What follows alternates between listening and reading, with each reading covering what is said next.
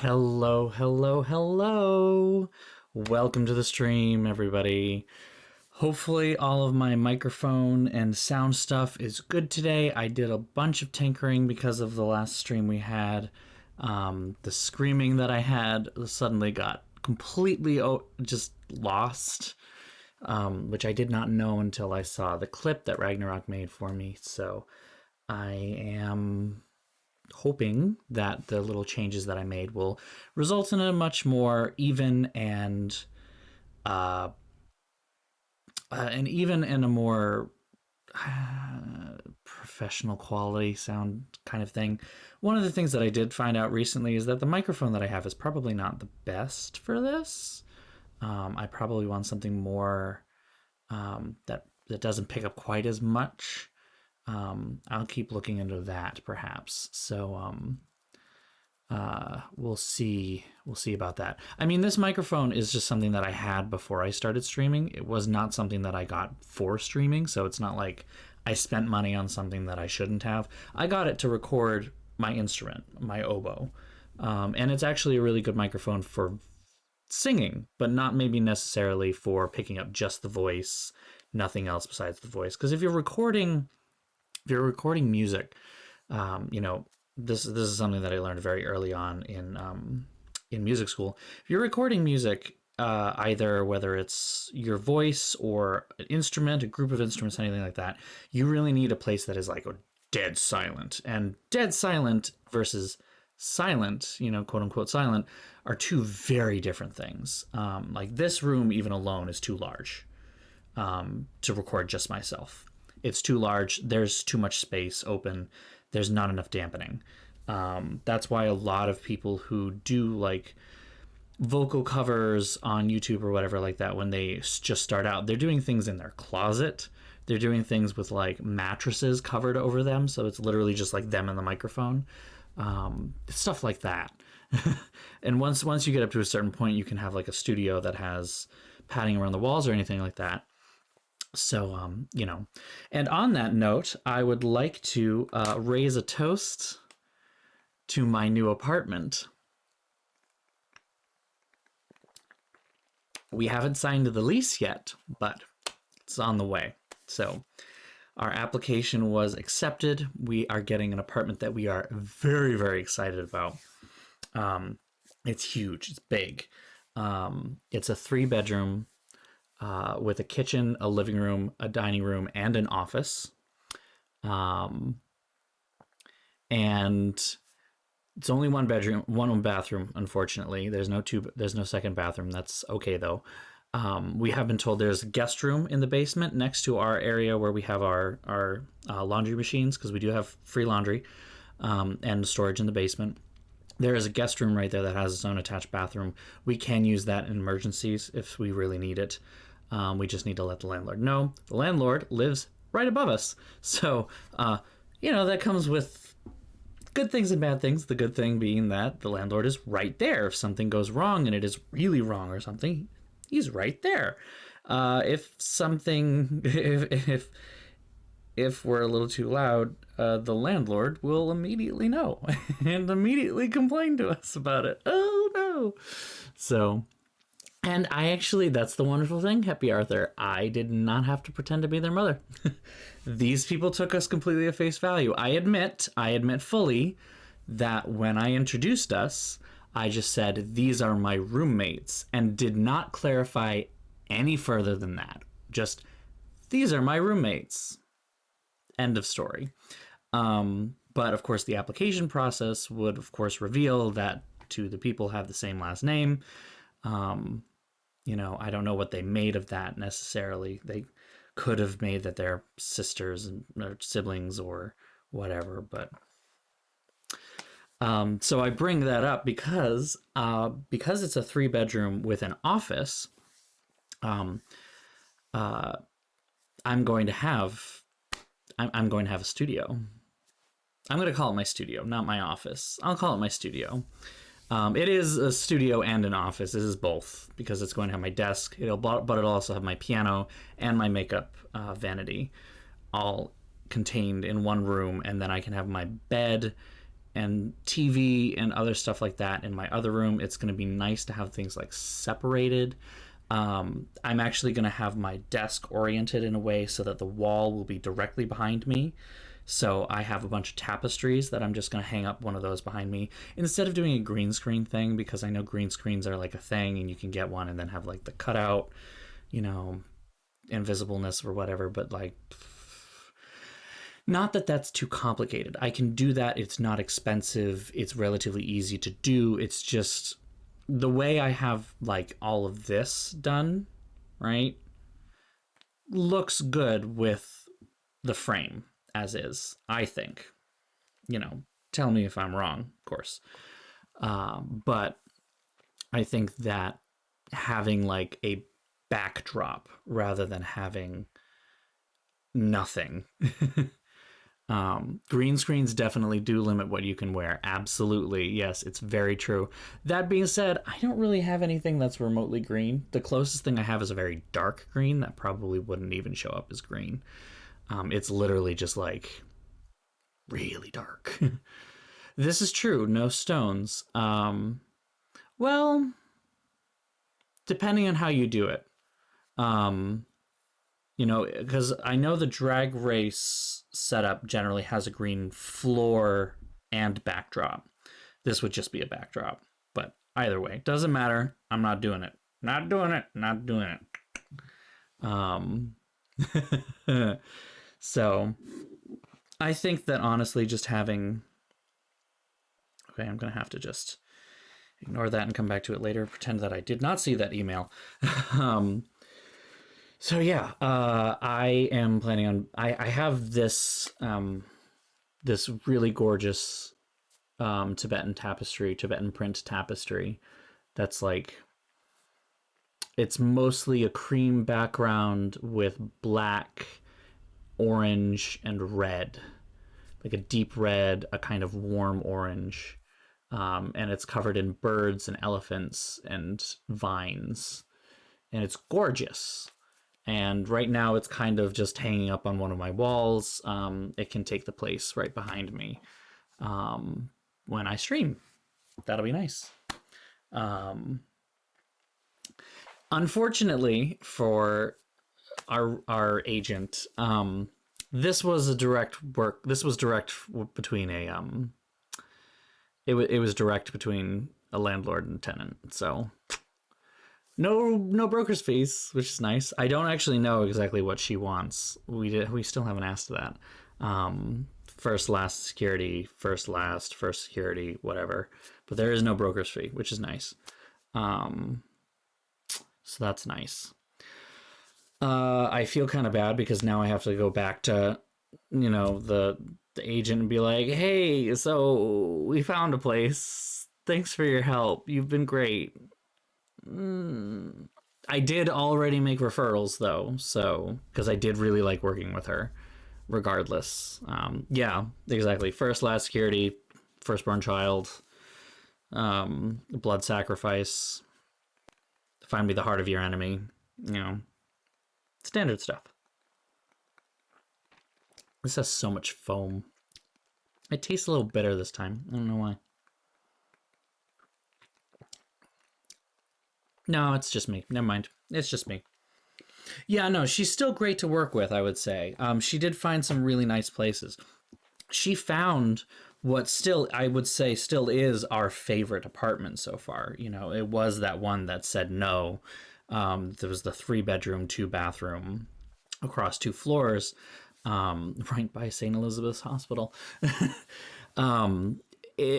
She did find that one for us. We just didn't see it with her because she kind of went radio silent for a while. There were family issues or family or personal, I'm not sure. But you know, I will give benefit of the doubt on that.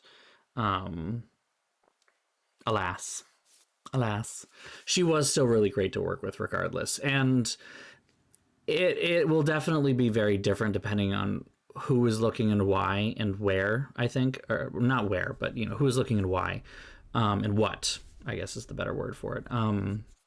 Because it was 3 of us all with different needs, kind of all competing somewhat. And we had like a lot of well, if it's like this, then we can ignore that, or if it's like this, we can ignore that. We boiled it down ultimately to we needed a 2 or 3 bedroom apartment with 1.5, or 2 baths that either did or did not allow for dogs, that either had laundry in unit or laundry on site.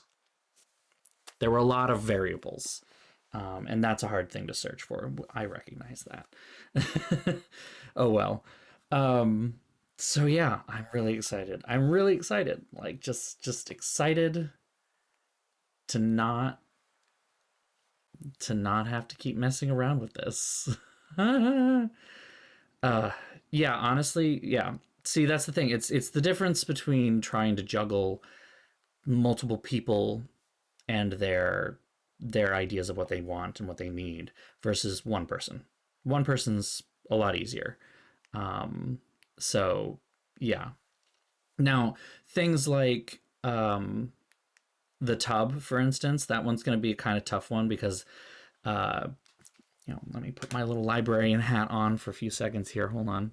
I don't know if that's going to stay. It's not. Oh no. Oh no. Stay put. Oh no. All right, never mind. So putting my librarian hat on for a minute. Metadata is important, kids. It's very important. Make sure you always fill out as much data as you possibly can when you're dealing with things that are being searched, because helping people find things is with metadata, and you have to fill it all out. So like we ran into a lot of listings that had no pictures at all, no description whatsoever.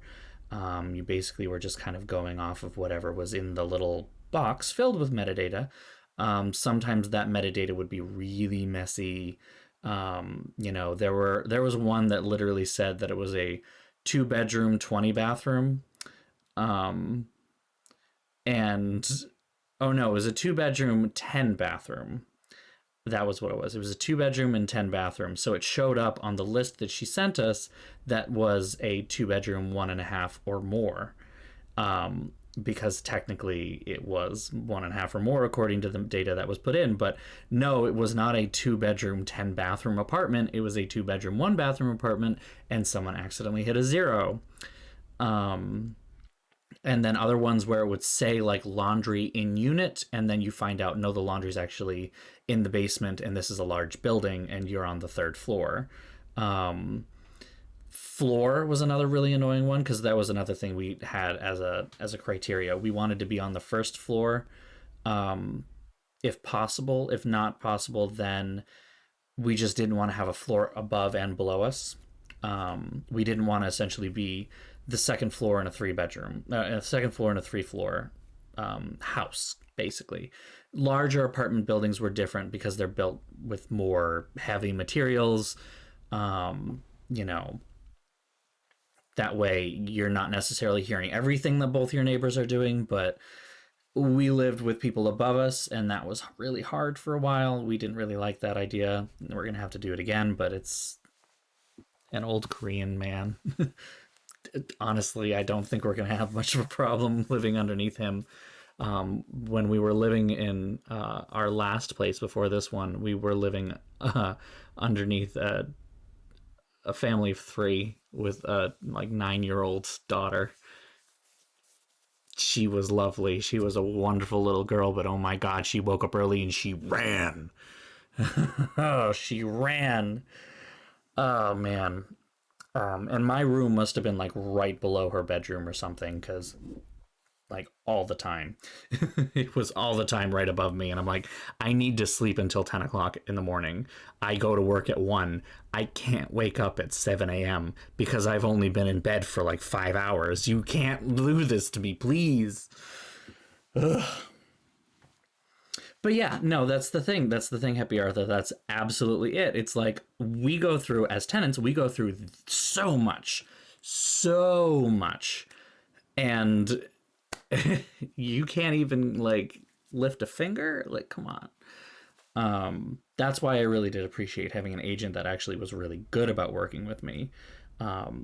Agents will always tell you, brokers will always tell you, in this area that we work for you, and we're here to help you find a place, but like a lot of them act like they work either for themselves or the landlord. um, they feel more like they're there to collect and less that they're there to help. So this was a pleasant surprise to have a broker that actually seemed to empathize directly with us, made very clear, like, you can tell me what you did and did not like about these places, and I will take it into account for our next part of the search. Like, you don't have to go with anything that I put here. So I really did appreciate that. I feel, again, kind of bad that we ended up finding something completely on our own. We just stumbled into it like we have all of the other ones so far. Which, also kind of does make a bit of an argument for not having brokers at all. Those fees. But, I mean, so that's the thing. Like, that's always been a frustrating thing when I do talk to some brokers. When I've talked to some brokers, they've always tried to, like, they've been like, what's your maximum? And I'm like, here it is. And they're like, oh, okay, so you can go here then. I'm like, no, I said here. This is the maximum. I did not say this was our target. This was our maximum. We are looking for no more than this. And they're like, oh, so this. And I'm like, no. She actually listened to that. Like, when we said it cannot be any higher than this, she took that into account and actually put it in there. When we did start looking at some of those places that were like here, and then we were like, oh, maybe we were a little wrong, the more we think about this, it needs to be more like here. She's like, oh, okay, I'll revise the search and put it down here. She wasn't trying to push us into spending more money on anything, which I really, again, appreciated. It was important. Just, again, like, it's so frustrating because I started my jobs in high school working for the locals in the group Market Basket. All right, I worked at Market Basket in my hometown for like, oh god, 5 years, 6 years, something like that, 4 years. Like, we were taught from the beginning, like any other service job, customer's always right. You bend over for the customer. You let the customer rail you in the ass. Like, whatever they want, you do. That's what we pay you for. And it's so bizarre to have customer service experiences where that is not the default. Now, that is not the right way to do customer service. We in the librarianship field actually have a relatively good work ethic when it comes to that. We will bend over backwards for you, but when we do it, it's because we are actually invested in trying to get you what you need. We aren't doing it because we're trying to please you. We're doing it because we want to actually provide the service we want, the service that, we expect to give. And so if at a certain point we, in our expertise, recognize that this is not possible, we can't do this for you, we will tell you as much. The customer is not always right. The patron, in this case, is not always right. The patron might have an idea of, oh, you can just do this, right? And when we come back and we say, no, you can't. I have had one or two people actually go above my head once or twice. And what's always hilarious about it is that they do that expecting that it's going to be like, oh, your subordinate, your worker did not, treat me the way that I wanted to be treated. They didn't get me exactly what I wanted. And I always get backed up. At this point. It's like, no, actually, he knows exactly what he's doing, and he's correct. We can't do that for you.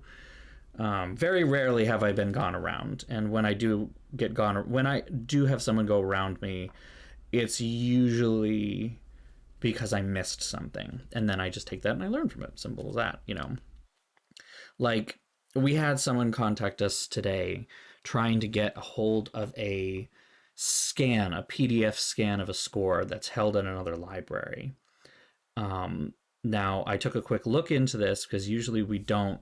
Well, I mean, first of all, they belong to the university I work for, but they live in Pittsburgh. So they are not in Boston. They are not here. So it's not even like a simple interlibrary loan where I can simply just be like, yeah, just go fill out this form and they'll grab it for you. You can come pick it up here. No, they wanted to get the PDF very specifically, and they wanted to be able to do it remotely. And I'm like, we can't serve as a go-between on this because, first of all, the PDF that's held over at this library is locked behind authentication that we just don't have access to. I mean, it's the State University of New York system. You have to be part of their, you have to be, part of their community, and I'm not.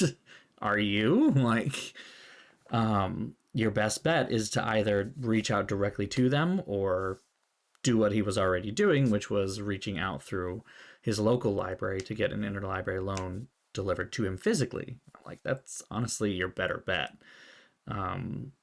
Giving someone to give you authentication access to their resources is like, it's not. It's a high bar to clear. I did also then follow it up by saying, like, if there's anything we can do to help, if you need an intermediary on this, like if you reach them and contact them, they're like, we can talk with your library, then come back to us. But there's nothing we can do right here. And again, like I said, I was backed up by my boss.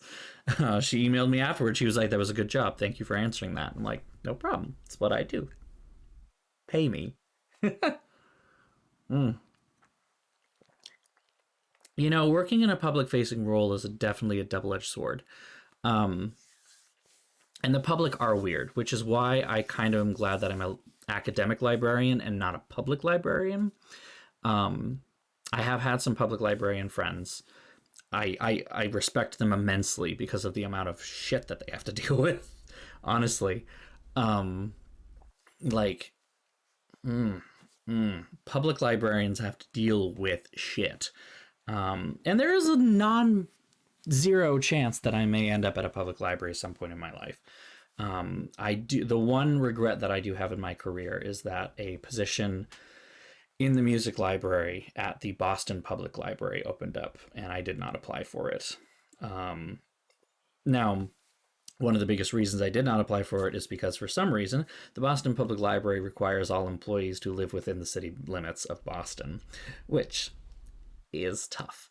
It's expensive, and they don't pay enough for you to live within Boston. I also thought I was underqualified for the position, and that's what I really regret, is feeling like I was underqualified and then dragging my feet on actually applying, and then by the time that I got up the courage to say, you know what, I should do this, it was too late. And the Boston Public Library is an exception to my I don't want to work at a public library rule, because it is kind of half a research library and half a public library. Like, there is definitely the part of it that is geared towards serving the public of, Boston and the public of Massachusetts. But there's also a part of it that's very geared towards, it recognizes that it is the largest library in the state of Massachusetts, and it is the central library of a city filled with universities. Like, it recognizes that it's got a massive research collection of rare materials in some cases. So well, there you go. Now you're an assistant director. Now the question is, do you have the title? That's the thing. It's really frustrating, and the BPL is not the only one. There is a long-standing issue in public librarianship where they want the librarians to live in the community, but they don't pay living wage in that community necessarily. That's why a lot of public librarians that I know tend to kind of end up at public libraries in disadvantaged communities, because they're less expensive places to live, and the public libraries are actually able to afford them to some degree, depending on their funding, the big one. The rich libraries say they can't afford you, and then they definitely can, and then the poor libraries try to afford you, and sometimes they can't. It's really damned if you do, damned if you don't. What was more bizarre to me about this is that, like, they don't require this of every public facing job. They don't require this of every public servant. Like, I believe in Boston, you have to live in Boston if you teach here or if you're a librarian. But if you want to become a police officer, for instance, if you want to join the Boston Police Department, you do not have to live in the city of Boston. That makes no freaking sense to me. You also make more than a librarian. Anyway, a cab. And the application says you live in the library. Yes, that is my address. I sleep in the basement next to the microfilm because no one goes in there anyway. Anyway, it's 8:36. We should probably get to the game. Again, let me know if anything's up with the audio. I did try to change some things around. It's certainly cleaner on my end, but keep me updated if there's anything that's too hard to hear, or whether I'm too hard to hear, or whether the game is just way too quiet and you can't hear it at all. There are things we can do, but well, see, that's the thing. I looked at my own recording of it. So my recordings that I have saved locally on my machine are coming directly from the program, not from Twitch. So it had the same issue. I figured it out, and I figured out what the problem was. The problem is not actually my audio settings or anything like that. It is actually a program that I'm running on my computer that cuts out extraneous noise. The problem is that it has, when I turned it off, it worked perfectly fine. I just don't have an alternative to that. The alternative to that, as I've basically learned, is to get a new mic, because this microphone is just too sensitive. It's picking up too much ambient noise. Now, it might not actually matter. That ambient noise might be so little and so quiet that no one will actually hear it. So maybe I'm overthinking it. It's very possible, to be honest. But we'll try this. We'll see how it goes. I'm going to fiddle with it some more maybe this weekend. And we'll see how it works. Anyway.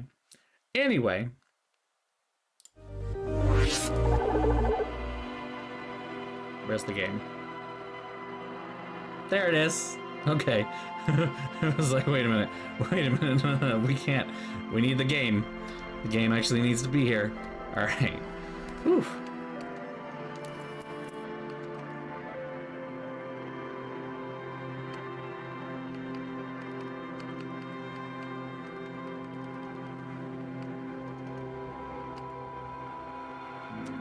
Is this where we left off?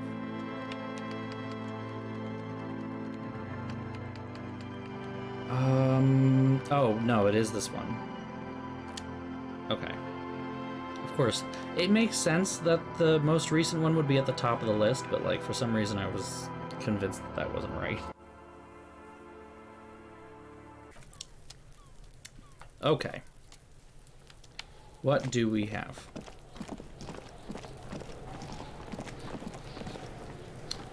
Right. We have to ask for help. Apparently.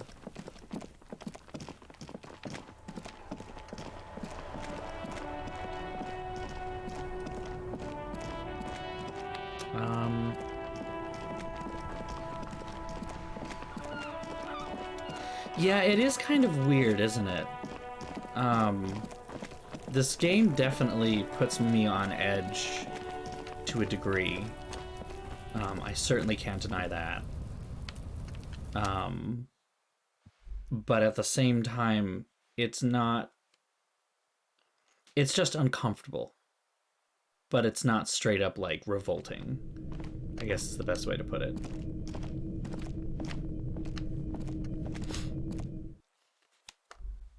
Yeah, that's kind of how I feel about it, too.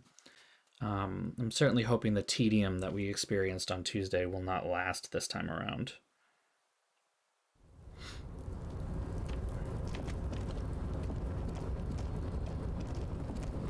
Let's see if I can make this happen again, maybe, or something. I don't know.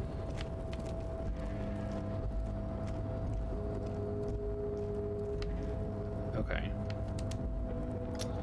Okay, what I'm gonna do, actually, is I'm gonna see if I can take my shoes off. No, that seems silly, but my shoes have a -1 savoir-faire. So I'm gonna take them off, honestly, and then I'm gonna see if I can increase that at all. No. So what I've got is, well, unfortunately, my pants. So I will replace my pants with something that does not mess that up. Anything that decreases my savoir-faire needs to be fixed. Okay, ready? A tarpaulin cloak is still caught on the railing. No one has claimed it for their own. Backed by physical instrument? Oh, right. Physical instrument told me that I should do it again. Damn it!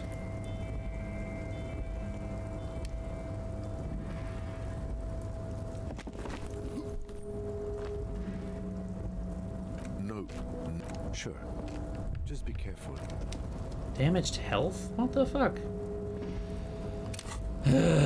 Alright. Off to a great start. Off to a great start. Put on the uniform again.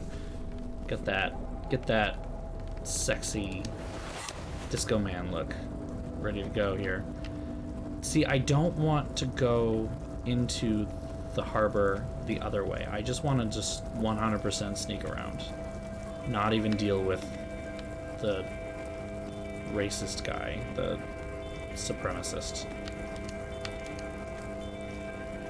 But unfortunately, the only way to do that, as far as I can tell, is to jump that ledge, which I can't do yet.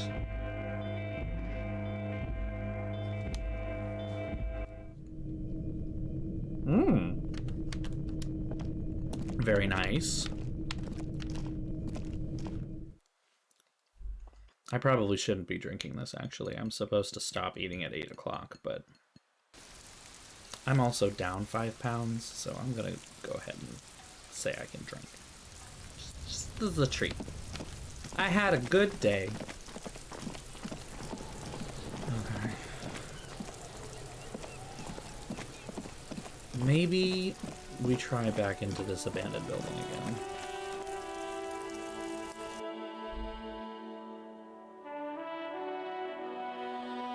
Treat myself. Keep looking at the email that I have there. Oh, I have a skill point. I didn't even realize I have a skill point. Hold on. Let me throw a thing into savoir-faire and try to get over there again. I didn't even realize I had a skill point.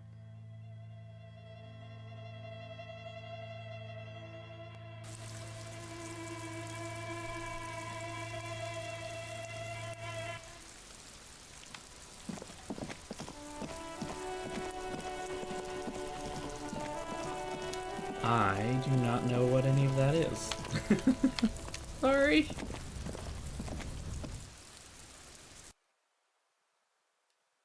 I just keep thinking of that, like, that part of where Katja just can't stop saying sans fa. Sans fa, sans fa, sans fa. The forest. Arm monster thing. Yeah, I don't know what that is. Arm monster thing? Oh, the game The Forest. Oh my god, that's right. I remember that game now. I have not played it, and I do not know what you're talking about exactly, but I am aware of what it is, at least. Okay. Not completely hopeless when it comes to cultural references, but pretty close. Okay. No, that's not the right button. Okay. And remove the shoes. So try this again. A tarpaulin cloak is still caught on the railing. 58%. We're finally above 50%, so let's see. Come on, do it for me. Fucking yes! As you leap in the air, a chilly breeze engulfs you, sharpening your senses. What do we got? Ankles tingling from the tension, Oh. blood roaring in your ears. You are ready for your rendezvous with the concrete pavement below. Let's do it. Oh, look at The that. concrete floor welcomes you. Landed You it. realize it's been a while since you felt so alive, alert, capable. I don't know why we couldn't just hop down. That's the best part. Adrenaline. We're gonna jump to this next part and find out that you could have just done that. I knew you could do it. My climbing down might not have been as disco as your jam, but at least we can explore the harbor now. Well, hey, Kim is supportive. With your feet firmly planted on the concrete, the noise of the harbor rushes back in. All right. Anyone else shipping Kim a little bit? Just a little bit? I like that he just climbed down. All right. I have my patrol cloak, which has...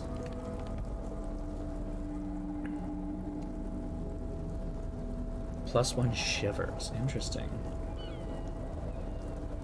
3 bullet holes scattered on the surface. Let's put it on. That didn't do it. Okay. That's another thing that I haven't done actually yet. I haven't gone through and worn everything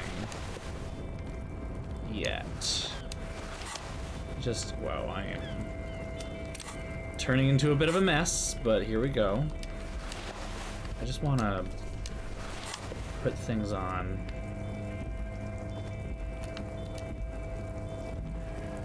I thought it did it automatically. But maybe there's nothing in the pockets. I was hoping my badge would be in there.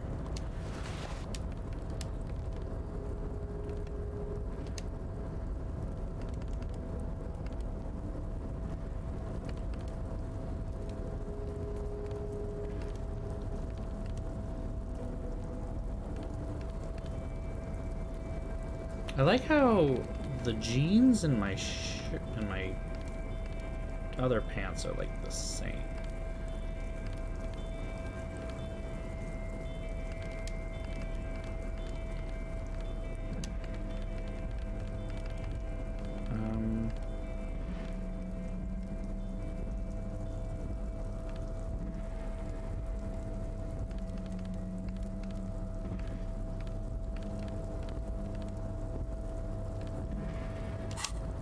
I guess we'll wear this for a little while, maybe. I don't know. Let's try going in here. Oh, maybe there is something in Interact. That's a good point.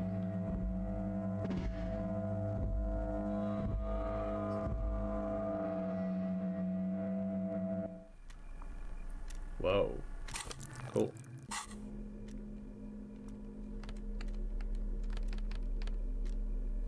Oh, no, the Interact is just things to interact with, not necessarily. An intricate web of blue lines. It still kind of looks like a map of the star. Yeah, okay.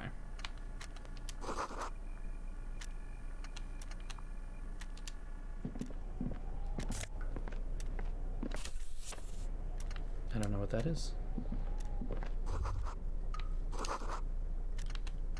Gross.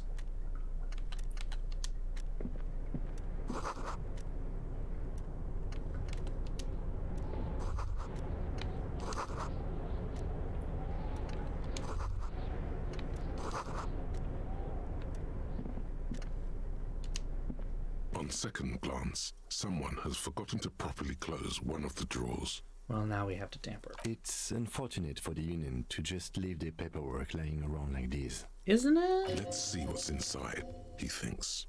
Yeah, let's see what's inside, I Drawer think. opens smoothly. Inside is a well-organized selection of brown folders. Hundreds of documents containing logistical data. 2 kinds of transactions stand out. Materials coming into Revachol from the outside world, from Muindi, Grad, and even Ilmara. Okay. And the same materials being handed over to companies inside Revachol. Kuron, Coal City, La Delta, and Jamrock are listed among the many districts where the imports are being sold. Okay. It's hard Nothing to make special. sense of this thicket of company names, dates, quantities, and percentages. You try to focus, but the lines are getting blurry. Volition. The Hold on. drawers.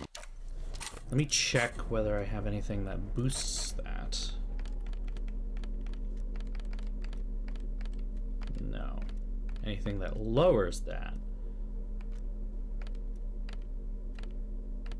No. Okay. Guess we gotta just try it then. The file cabinet stands steady as ever. Look how blurry Damn. all the lines on these papers. Hermeneutics was almost within your grasp, but now only vague letters float before your eyes. Less meaningful, but aesthetically more pleasing. You are a police officer, not a spiritual healer. You Can't can focus by the not normal way focusing. by turning your attention to something and not letting go. Is that what you're doing with those folders over there? Good. This is probably not relevant to our case anyway. After all, we are not investigating an accounting But mystery. now my volition is higher. Let's keep trying. Whatever's hidden here is hidden well. Concentration isn't enough. Only a trained accountant with a background in logistics would be able to really make sense of it. Damn. However, there is a little handwritten note stuck on the side of the drawer. It appears to be a to-do list written in large, uneven capital letters. Remember, Leo, Everard's shoes. Special whirling This seems borscht. important. Water Everard's plants. Sweep office floor. More banners. Or maybe not. No. Special whirling borscht. All items on the list have been crossed out, and the note itself is crumpled. Everard Clare, probably. The head of the Debarders Union. One of his aides must have left it. Nothing incriminating here. The special borscht seems a bit odd in the list. Yeah, that's what I'm sitting there too. Remember, Leo, Everard's shoes. All items on the list. The Special drawers. whirling borscht.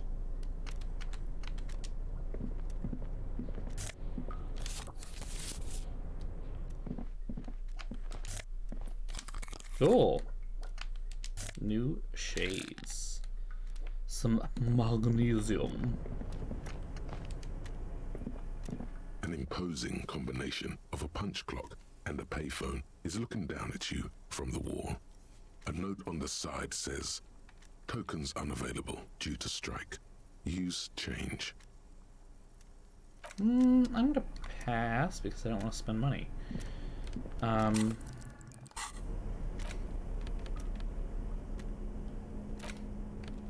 What does this get me?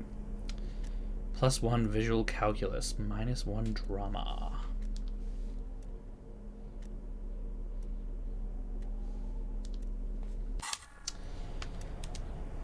I like drama though.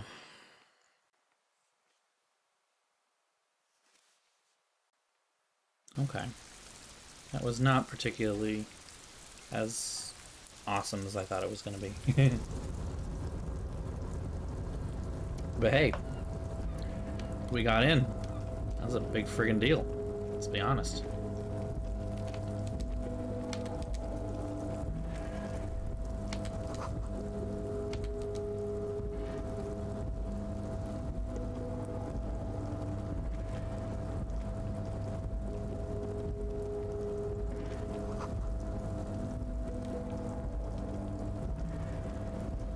Let's finish going this way first. Ah, bottles. A lot of bottles.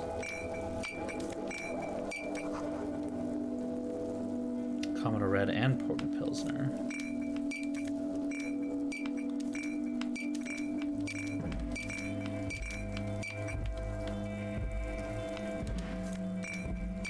Nice. What's in here? This is the night watchman's booth. The name on the door reads, René Arnaud. Oh, Renee is the night watchman. Listen, it's okay to take a few minutes to yourself. Sit down and have a breather. The chair is not as austere as the rest of the booth. A thin grey pillow is attached to the seat, secured to the stiles by black ribbons. Stale air floods through your nostrils. Not a single mote of dust floats inside your lungs. As I would expect by The someone like inside of the Renee, booth who's got is something so far immaculate. up his ass The that he drawers can't are even empty, bend over. save for old timesheets and receipts. One small box, however, does hold some cheap painkillers. They are slightly out of date. Oh boy, where to start?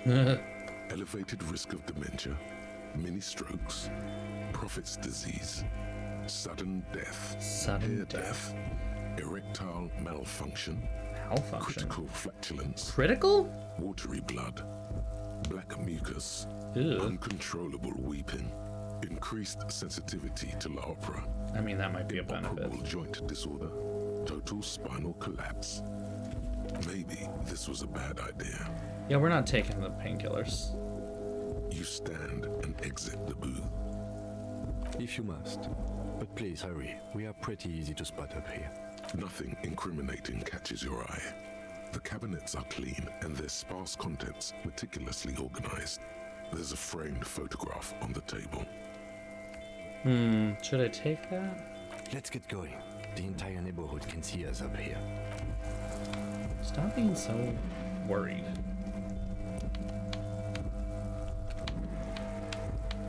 Come on. All those empty wine bottles and cigarette butts on the ground.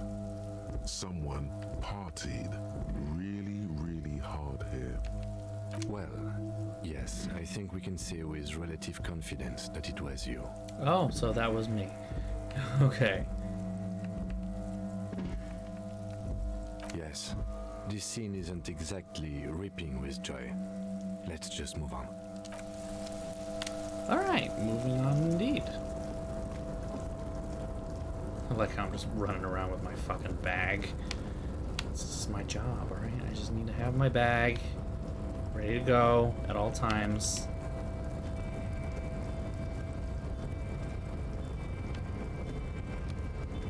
What does this button do? A rusting control panel with several knobs. 2 buttons marked Marche and Arrête are faded with use. It seems to control the large crane above.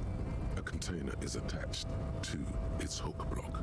Allumer on, éteindre off. We're not gonna touch anything yet.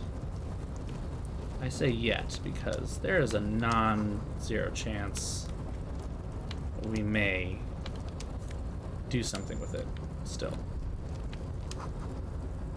Whale Fjord. Alright.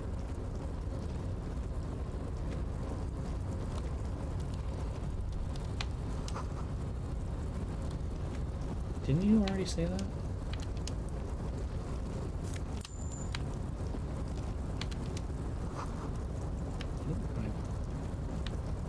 Speaker tower. There's no work to organize.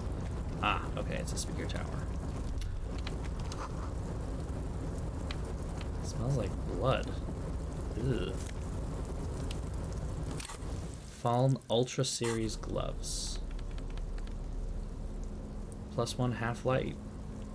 For ultimate performance efficiency, these Fallen Ultra Series come fingerless and with grippy padding covering the palms, making them ideal for quadrupedal movement or for lifting cargo.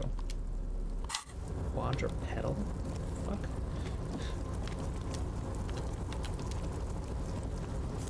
I mean, I know that, like, Kuno's over there and is fucking feral, but didn't think it was gonna go that hard.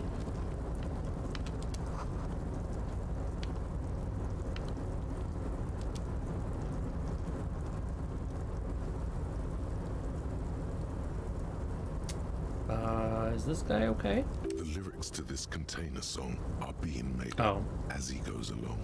He's singing. The accent is so thick, it's impossible not to notice he's Ubi, from the vanishing peninsula of Ubisund on Muindi. Container, container, used to be Wild Pines. Container, container, now belongs to Everard. Everard, Everard, Everard, he looks after everyone. Huh? Well, hey there. How can I help you, mister? I mean, he's remarkably cheerful, at least. The look in his deep blue eyes is as sincere as you've ever seen. Kind of makes you feel like an arsehole for no apparent reason. Why? I didn't do anything, I just said hi. I see you are not a union man, mister. Did you get lost? You're not one of them scabs, are you? I mean, I don't personally mind. Folks is just folks, you know, and folks gotta eat.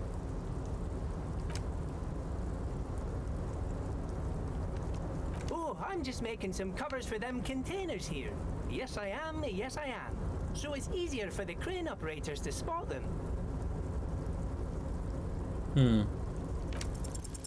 Everything is Are you so fucking kidding me? A 92% and... You look like brothers as you glance around with similar childlike wonder. The old man whistles and hums a jaunty tune to himself. Game, not... Oh, most of the guys are down at the gates, keeping the scabs from coming in. We're on a strike. The whole union is. You don't have to work when you're on strike. Ha! We haven't worked for 2 months now. Something like that? So no one is working? Not everyone is down there, of course. Mr. Evrard is in his office, where he always is. And Jean-Luc is guarding the gate. But Titus and his boys got into some drunken trouble and Evrard sent them on a nice vacation. For a week or so. Oh, I'm not really supposed to talk about that. That's union business. Him and his boys stirred up something in town. Probably drank too much and got into a fight or something. I heard Mr. Evrard telling them to take some time off. I guess the boys got a bit too rowdy and had to let out I'm some just gonna steam. play a little dumb. I don't really know the details. That's just how boys are, you know. I haven't been in a fight since I was in middle school. Did he just boys will be boys me? Easy, Leo. Let's keep this on the hearties. Look at him. It's not going to be anything useful anyway. Don't fight it. Better to go with the flow. I remember I was the runt of the class. The bigger boys always used to pick on me. You see, I had a bit of a temper back in the day. Flew off the handle like nobody's business. But Mr. Evrard and his brother always came to help. Once they beat old Noel Becker so bad he needed stitches on his head.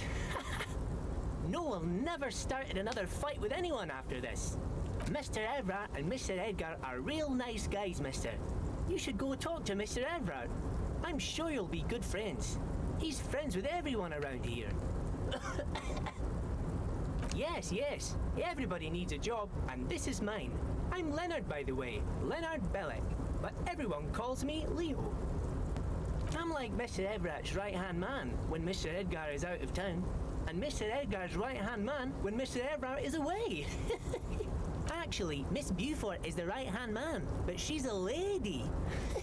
Who is this, Miss Beaufort? A real pretty lady with a skin like those Dubois sucre candy bars my missus likes so much. Them are real nice to suckle on once the dinner is done and me and the missus sit down beside the radio. This is an interesting conversation. I can't listen to the radio all the time. There's so much to do around here and I'm always busy keeping things running here. Yes, I am. Yes, I am. Yes, this place really seems to run like clockwork. Keep it up, Leo. Well, thanks a lot. Coming from you, it means a lot, really. Sometimes I feel some of the guys don't really get how much I bust my ass for them here. But Just you gonna guys are entertain all right. him. The white rectangle on your clothes might not mean an awful lot in Martinez, but the recognition from an authority figure made Leo's day. Oh, yes. I leave all kinds of notes for myself. That old head of mine ain't so good at keeping things in no more. I almost forgot about the borscht. What is about the borscht? Oh, yes. I've been taking special whirling borscht to the men every day since the strike started. It's very, very good. Makes a man feel so warm and happy. I feel like I could take on Mr. Renadan's boar dogs every time the lunch is done. Yes. I'm taking it to them. The borscht keeps them happy and in fighting spirits. Makes you all warm inside. They brew it in the whirling in rags. Oh, sure, mister. Sure. Yeah, I'm looking into the You do borscht. that. Yes, sir. Oh, that one. That should be empty as far as I know. Lots of containers here have nothing in them. They're just waiting to be loaded up. Oh, you want Mr. Evrard then? He's an awfully nice fellow, he is. Him and his brother are both I have a nice feeling when I fellows. meet them, it will They've not lived their be a entire nice lives fellow. in this here neighborhood.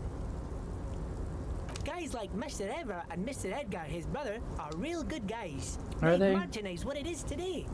Mr. Evrard and Mr. Edgar and is I went to something? the same school we did when we were boys. Oh, Mr. Evrard is where he always is. In his office, of course. Oh, yes. Born and raised in Irish, mister.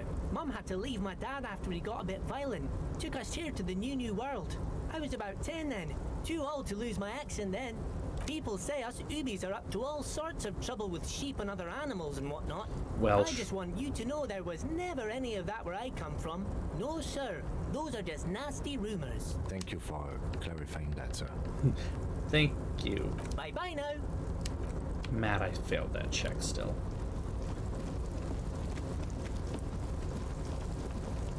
I mean, it might just be kind of like a Gaelic Welsh coagulation. You know, just a mishmash of stuff. Let's see about getting into this container. Maybe there's something to it. Oops. Nope. Do not talk to Kim. You do not need to talk to Kim. A rustic Elysium on with a loud grind. The crane shifts overhead, moving a massive metal container through the air. Okay. Oh, okay.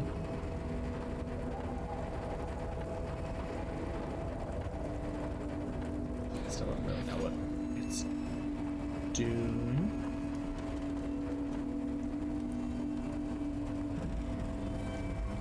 That looks precarious.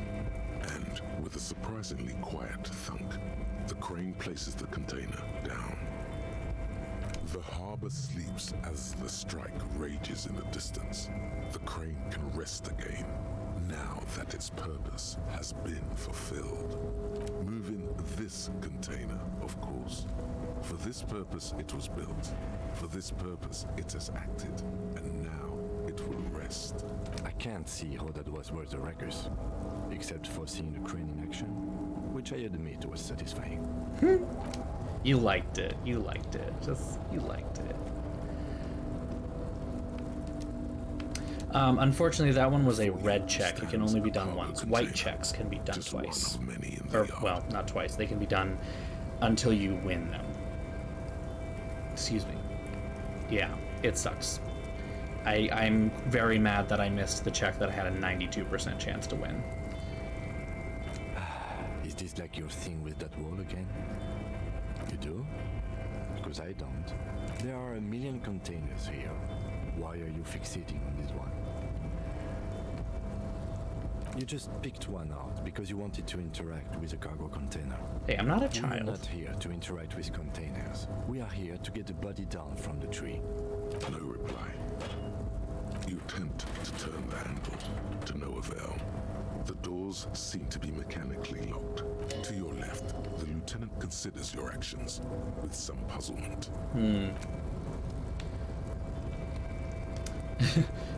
You don't seem to understand, Kim. This is a video game. I can interact with this, ergo something is up with it, okay? Like, we don't need to go any further. We have to figure out what's up with this. Still running around with this bag.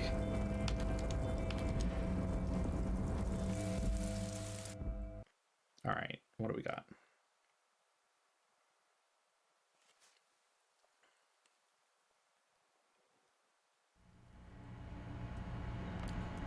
Okay.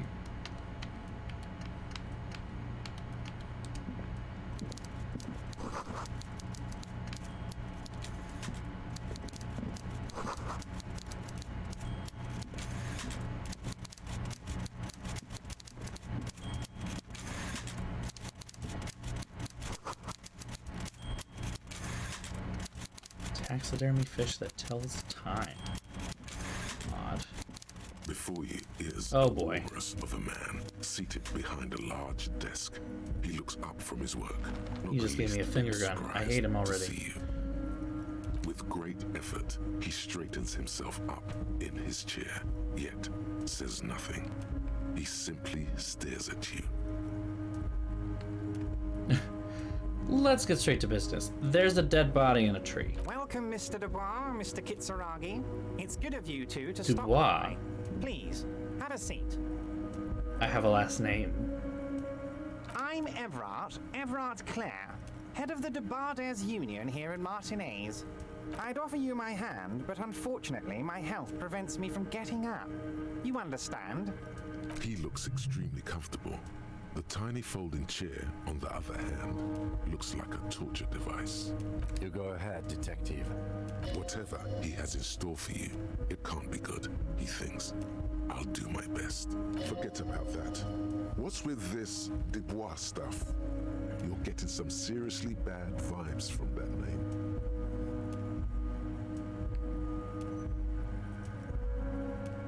name.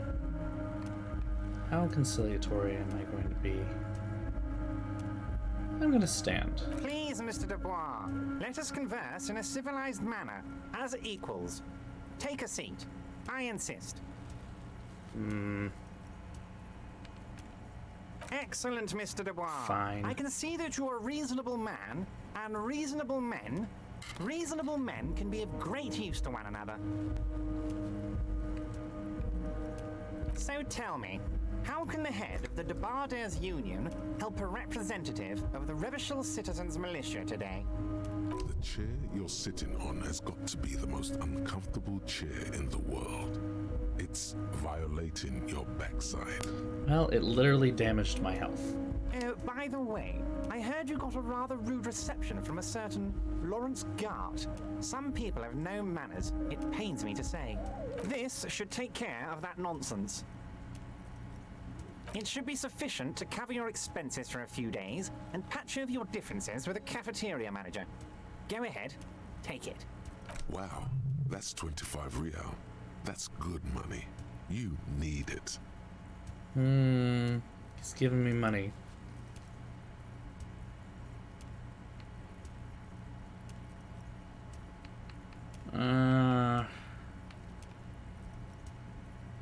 He's giving me money. I might... If the chair killed me, that would have fucking sucked. Let me say you know Gart Yes, first. I know Lawrence. He's a real character. No union man in him. A real piece of work, that boy is. With a grin, he points to the checker game. It's like you're on a game show. At least don't thank him for it. Yeah, let's vote. Yeah, let's vote. This is a good place to vote. My inclination is to take it and not say anything, but I also want to be somewhat conciliatory, and I feel like saying thank you is a very low bar that I can clear. Leaving the check feels like a bit of an excellent spurn, but I don't know that I'm ready to do that with him yet. I'm certainly not feeling like I can tell him I can shove it up his ass, so... But we'll see. What do you guys say? Oh, did it not work? Is it going? Wait, I can't see the numbers. Uh-oh. Is it working? Weird. Okay. Maybe it's not working. Hold on. Is this connection established?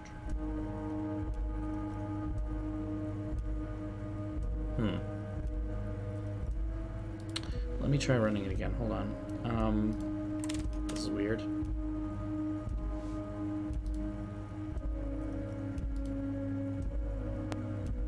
We broke it.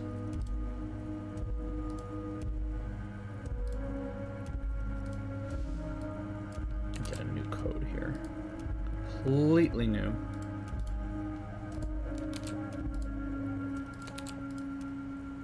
Okay. It won't let me do it again now, though. So we're stuck with what we got. Burn it and laugh maniacally. Happy days. Oh, I can't actually heal myself. Good. I'm glad that I did, but I also want to just, I'll thank him. Don't mention it. But also, don't forget it. I'm just kidding, of course. Yeah, well. He's not. Yeah, I knew he wasn't. Now, I'd like to set your mind at ease about one other matter. Your lost gun. Let me assure you, Union people are on it as we speak. I've got my best hounds looking for that lost gun. His slug-like lips move, but all you hear is an echo. Lost gun, lost gun, lost gun. Yeah, this guy's a snake. The world is swallowed by a black hole of fear. Only 2 words escape its gravitational pull. Lost and gun. When he said, "Don't worry," he actually meant, "Be very worried." I'm gonna play it cool. Are you all right, Harry? You say you got All right. this, Well, it but sounds you like seem my a little name is anxious to Harry me. Dubois. Don't be. Everything's going to be all right. It's not like you left it loaded. You didn't lose a loaded gun. Local children aren't out there playing with it right now, pointing it into their own mouths. It's in a safe place. I just know it. I have a feeling Damn it, everything's going to be all right. That is way too low to try that. I am not going to do that. That is a bad idea. Officer, we will deal with this later. We don't need Mr. Clare's help with this. I wouldn't be so sure about that. Damn it, I have to? Shit. God, you're sweating. Your knee is jerking. You're about to cry, aren't you? You're about to cry because you lost your gun and those children are going to shoot themselves with it. Mr. Dubois, you don't look so good. What is this, Mr. Dubois? He keeps repeating. What is he trying to pull here? You need to cool the fuck down. Chill. Mr. Dubois! Mr. Dubois! Harry! Mr. Dubois, are you okay? Can I get you a glass of water or something? This is not Are going you well. having some kind of medical emergency? Maybe you could use your hands somehow, in a kind of throw-in motion, like you're throwing that Mr. Dubois act right back at him. He's Mr. Dubois.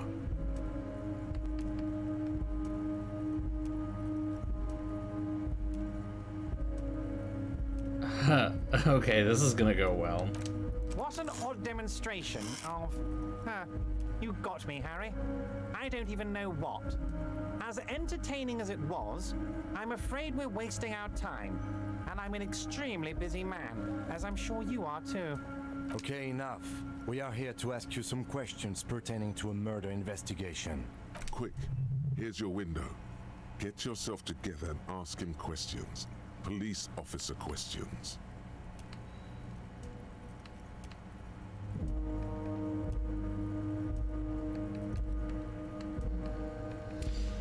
Oh, there's a lot here. Okay, let's start. What? Harry, how could you say that to me? You know I appreciate a joke as much as any jolly fat guy, but I can't take slander. Are you actually investigating this? The reaction appears to be sincere, but it's impossible to tell with this guy, honestly. Harry, you wound me, Harry, in the heart. But I trust you to put this to bed. Do what you must, and let's change the subject, shall we? He's hiding his real reaction beneath courtesy. Now we're getting Thank somewhere. you for your understanding. We will continue to do what we must. You too, Lieutenant. You know, I like you, but you never were my favorite. I'm a Harry guy. I'm Team Harry. None taken. Did we have anything else to do here, Harry? Harry, honestly, I'm just relieved you didn't get a hernia. A man your age...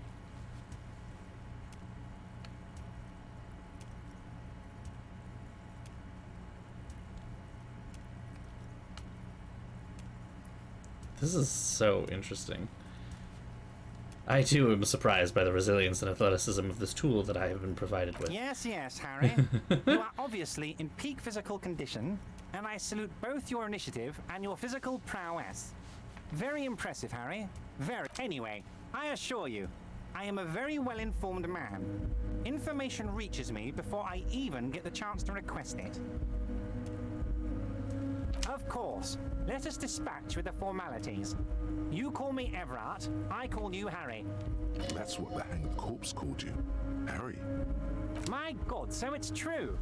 I didn't want to believe it, but you are a fantastic science fiction amnesiac cop, aren't you? What are the odds of that? I think the odds of that are very low. It might be a good idea to hide your confusion. I mean, see what his game is first. So good to hear that, Harry. Apparently, my sources were wrong. However, if you did have a spot of memory trouble, I could help you out with my big fat folder. Big fat Words folder? flow like a river of honey from his lips. This guy is... I guess word has already reached him. No matter. No harm done. Are you trying to tell me you've gotten hold of some of our documents? Mr. Kitsuragi, would you mind? Me and Harry are talking about his lost identity right now. Don't just jump to the folder. That's not smart. Shows you're on the edge. Do some probing first.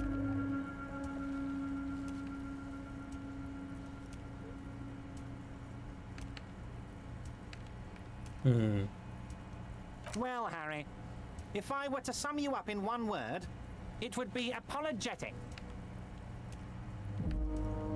Well, you sure come off as very confident in all our interactions, Harry. You're a real man's man. Ah, this? My friends in your organization gave it to me, Harry. This translates into, haha, you guys are so corrupt. This guy's a I find mess. that very suspicious. May I have He's it? not gonna let you, Kim. Don't even bother I'm asking. afraid this is meant for union eyes only, Mr. Kitsuragi. I'm sure you understand. Please continue, Harry.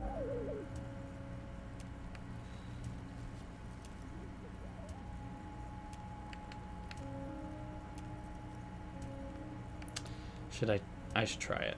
Ah, but no, okay. Family? Harry, you're not a family man. There's not one peep of family in here. Unless you think you're a family man. Do you strike yourself as a family man, Harry? Family, Harry, is the most important thing in the world. It's Harry. Harry Dubois. And I can work with you, Harry. Now, what else can I do All for right, you? I guess that's all we get. Here we go. Cross our fingers. Here we go. Knock on wood. Here we go. Here we go. Everard's large Fucking hands are fuck, covering the really? folder, but the look on Really? his face says, Really? I know everything Really? about you, Harry.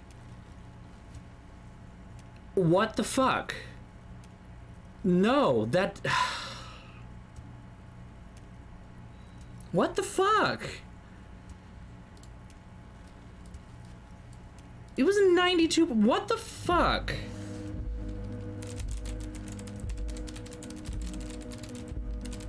I'm tempted.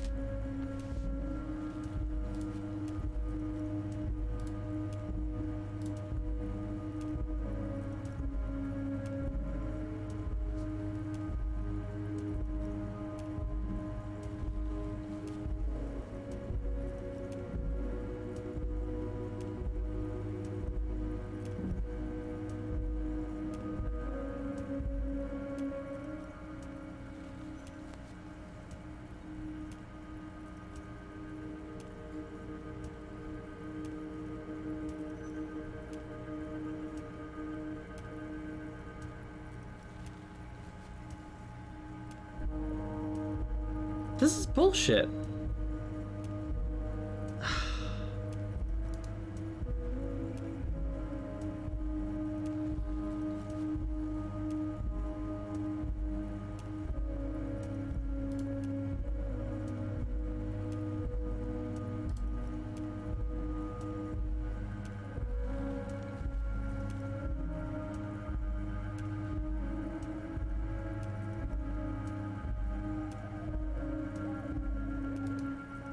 I'm so confused by this.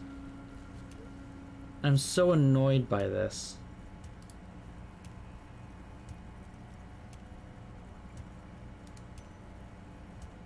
Like, is this just rigged? And if it is, then why give me a goddamn chance in the first place? Like...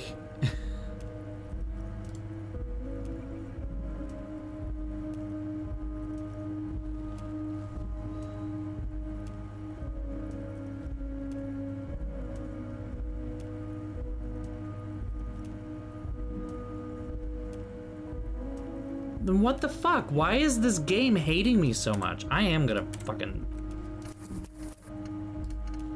Even if that means I'm going back a ways, I'll blast through this whole thing. God damn it. Yeah, but that's the second nat 1 that I've gotten in the same fucking playthrough. It's not okay. This game is throwing me for curveballs, and I'm not enjoying how it's fucking with me here. Frickin' thing.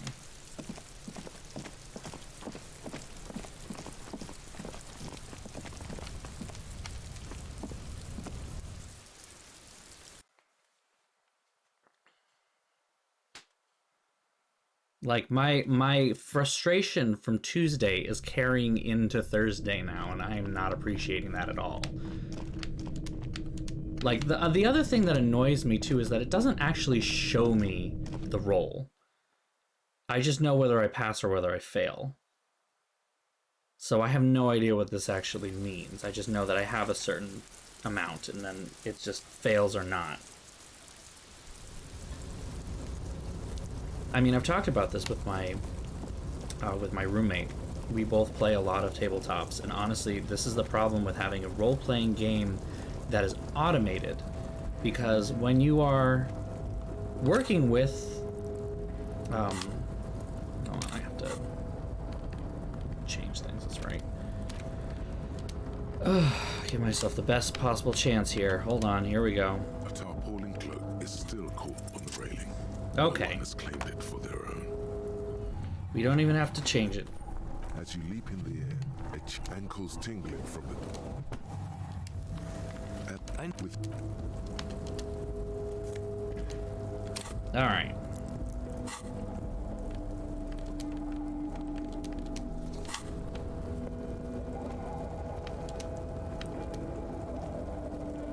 So, yeah, the thing being that, like, if you are running around,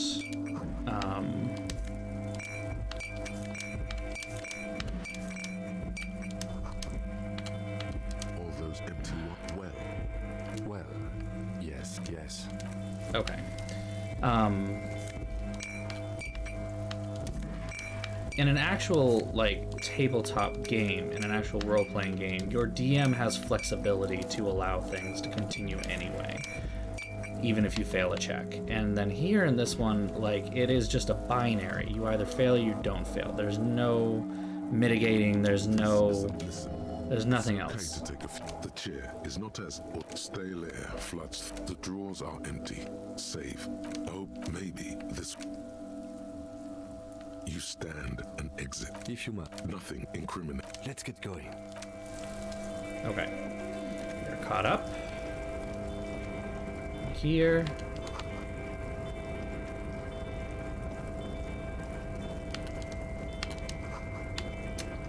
Alpines. We got to talk to the Irish guy again, that's right. A rusty Elysium up with a loud grind. The crane shifts overhead, Just gonna moving a run massive metal through as much of this as container through the possible. air.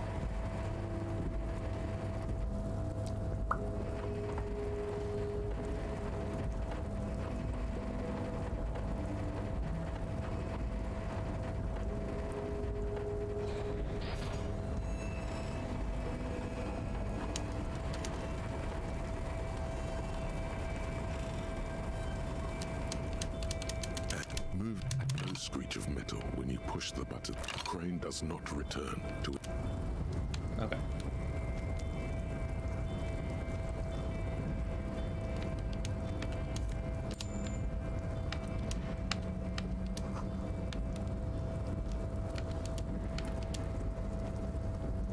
Before you stands You do?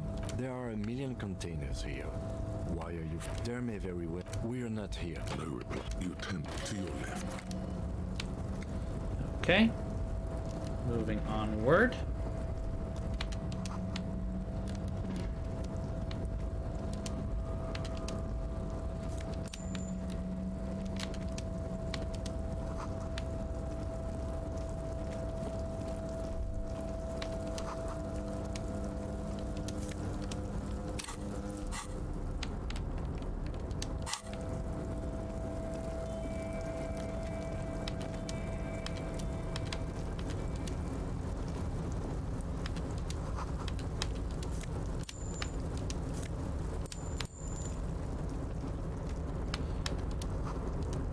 Okay, gonna blast through his things. Maybe we'll pass the check this time. I see you are not a union man. I mean, oh yeah, people say Thank you for...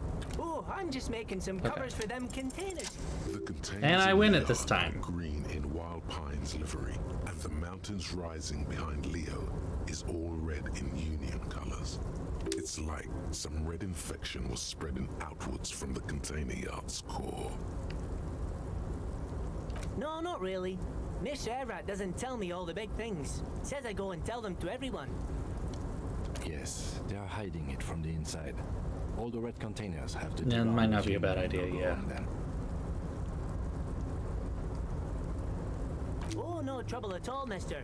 No trouble at all. Oh, most of the... we're honest. So no... Not, but Titus and his boys got into... oh, him and his boys stirred up something in town. I guess... Easy. Look at him. It's not going to be anything useful. But Mr. Everett and Mr. Ed... yes, I'm like, actually... Who is the... a real... but I can't listen to the radio all the time. There's so much to do around here, and I... Yes. well, sometimes... The white rectangle on oh, Tell you. oh, you guys like... oh, Mr. Everett is where he always is. In his office, of course. Okay. Bye-bye. Nothing particularly helpful or useful, but we are going to do exactly what you said. We are going to save right now. Okay. And now we are going to enter the lion's den again.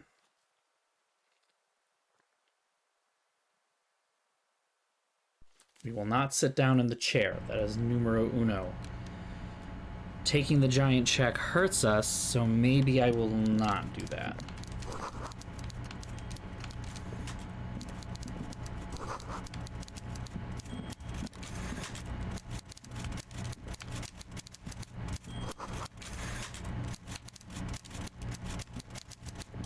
With great effort, he straightened. Welcome, Mr. Dubois, Mr. Kitsuragi. I'm Everett, and I'd offer you... He looks at You go ahead, detective.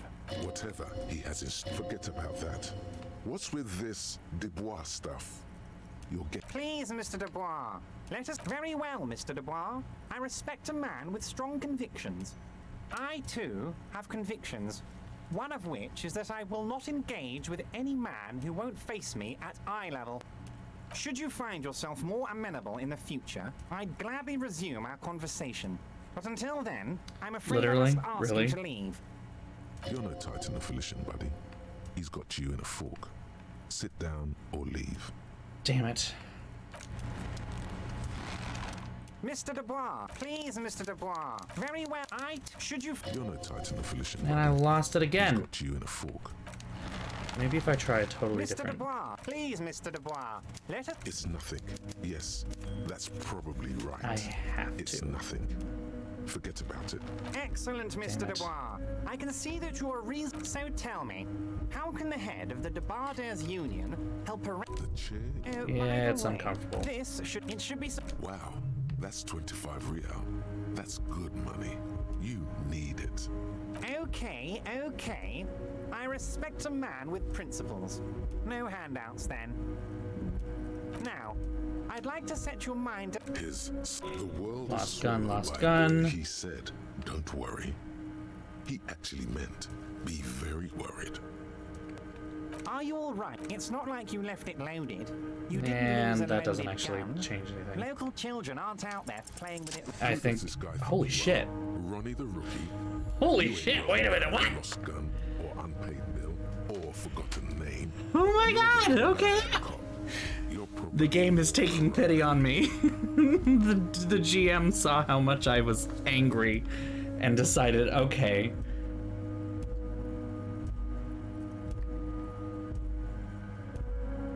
You're probably more corrupt than him. Fuck yes. You're part of the old guard, the ancient guard, the most corrupt, unholy cops in the land. Chill out like the black dragon you are. I can't save in the middle of the conversation, unfortunately. I don't think, yeah, it's grayed out.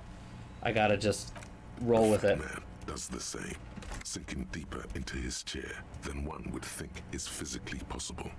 He seems to be enjoying your little display. Good. Now lean in with some corruption. Okay. That we do, Harry. Let them say what they will about you and me. We're both born fighters. Why, thank you. It's always nice when a fellow professional... Yeah, I'm calling him out on his shit. Yeah! Alright, alright. Now kick back and add a final flourish for dignity.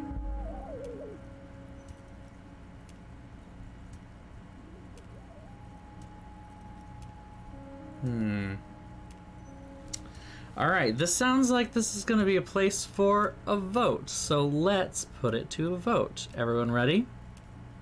Hopefully this works. Or not. It's straight up just not going to work. Okay, never mind. Maybe I won't put it to a vote. Okay. Maybe it's broken again.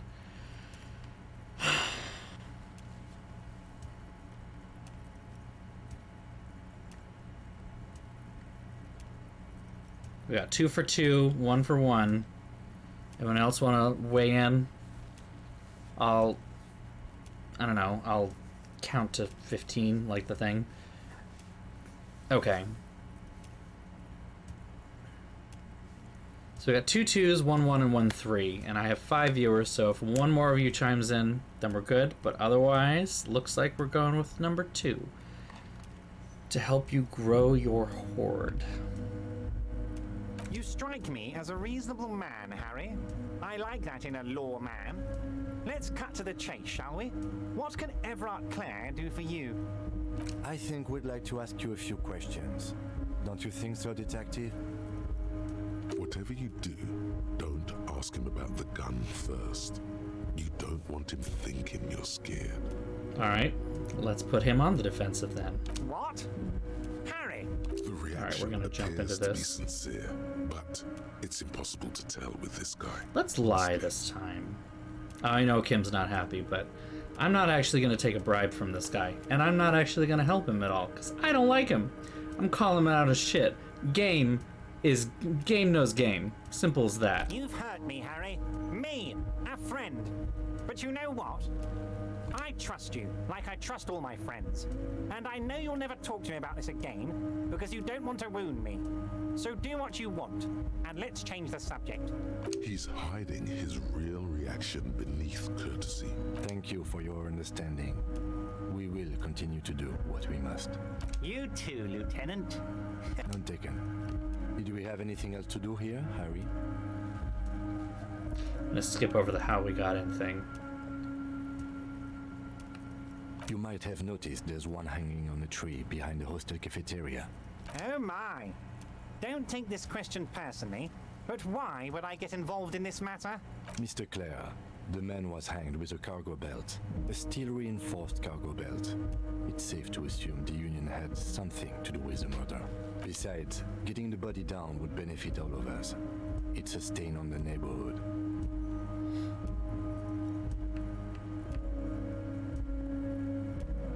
Help your community out. I can certainly see how having him up there might start affecting some real estate values. But of course, all joking aside, I am going to help you. Jean-Luc, my boy, I'm sending 2 police officers down. They have a dead body in a tree problem they need help with. Namely, they need it to be taken down. And Jean, please take it easy with the race science. That's a yes to getting the body down, no to the Yay. race science. You can find Jean-Luc down at the gates. He's the big impressive one. You know, tattoos, muscles, ethnic looking. Can't miss him. Great guy.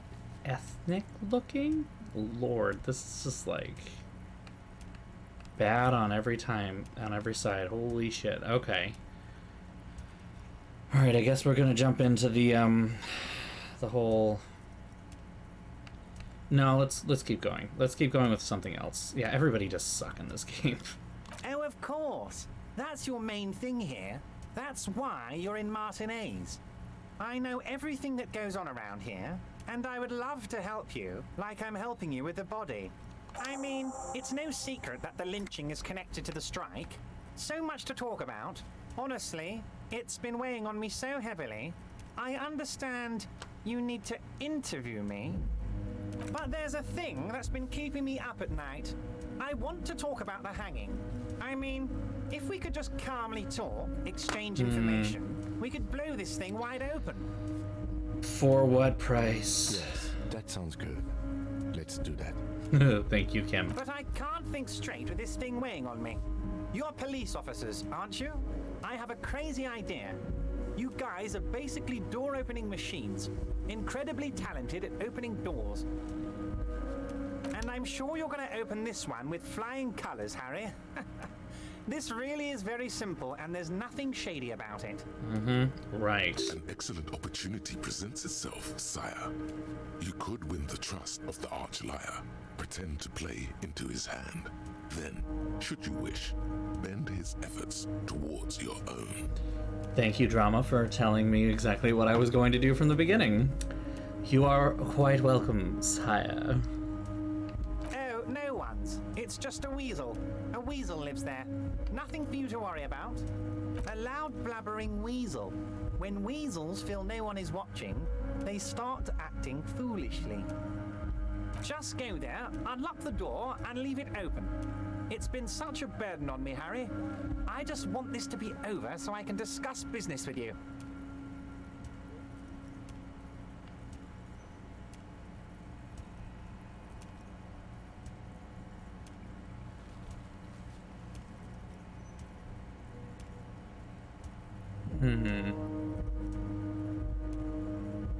Fantastic, my friend. Just let me know when it's done and we can take our friendship to the next level. You can get the key from Manana. He's down by the gates. Manana's like a free agent in the Union. Special operations. Hardened socialist. A real free thinker too. He'll tell you precisely where the door is. Door. One last thing, Harry. Just open the door. You don't need to go in or anything. I just want that weasel to come home and see the unlocked door. Okay. Oh, that's very nice. I haven't gotten around to her yet. I'm very, very busy, you see. I hope you're getting along. One thing I want to make very clear, Harry, is that this is not some kind of union versus corporation situation. Is it? Everyone is just pals here. We're all trying to do what's best for Martinez here. Don't feel like you can't cooperate with her because you and I are such good friends and I'm helping you get that nasty body down from the tree. Sounds like I'm you are not jealous. a jealous guy. Sounds like you're jealous. What do you mean, Harry? Nothing. I let him go. He's an old man, Harry. I wanted him to spend more time with his family. God knows how long he's got left. Harry, I have little people in my organization. I would never call someone a midget. What is this? Honestly, I'm beginning to think you're a midget, Harry. I'm only kidding, Harry. You're not a midget. No one is. God, We're pals. Fucking hate this guy. Ugh. Vanished? Harry, the woman left her casserole in the oven and couldn't make it here in time for the voting. Oh, did I leave my casserole on? Better go home and check. The election can wait. When she got back, the whole thing was over. Wait, there was no mention of a casserole from Joyce. Harry, Harry, Harry. Do not fixate on this little matter. Maybe it was a rabbit stew, or a hairdryer, or an iron. The point is, her heart wasn't in it. Mine was. That sounds very sexist of you. Just saying. You know. This particular brand of humor he has, it makes for a fine distraction. If it's spilled blood you're looking for, then there certainly isn't any in his expression or demeanor now. If she actually wants to see me, she will find a way. Any good negotiator would. And I just don't have anything to discuss with a bad negotiator. He doesn't want to see her. It's as simple as that.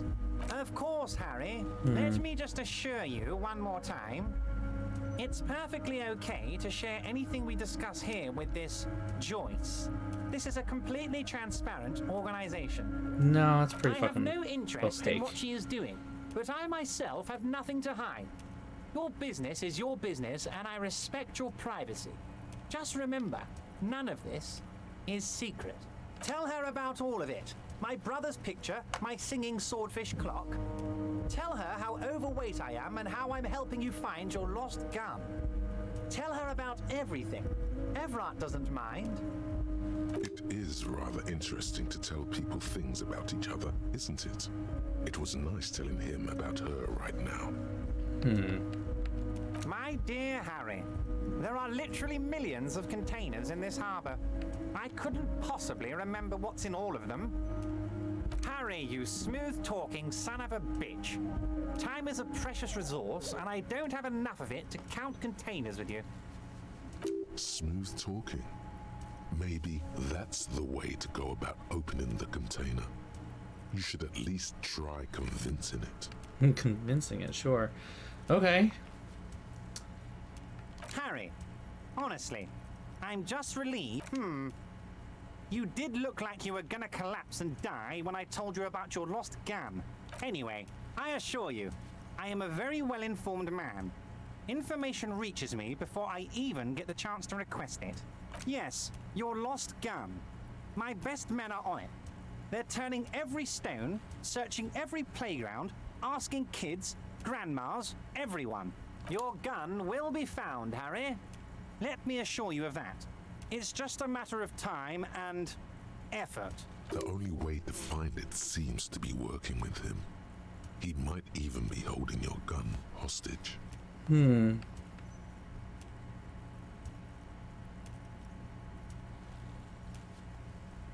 Who knows? Only one thing is certain. If you work with him, you're going to get it back. And working with him might be the only way to do it. Hmm.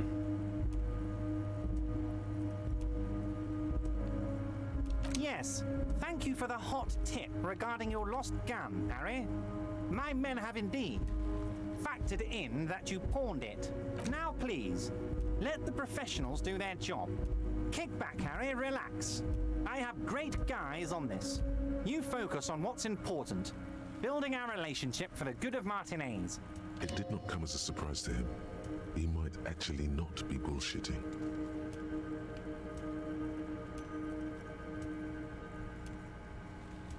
I was hoping that would end that part of the conversation. I don't want any of these.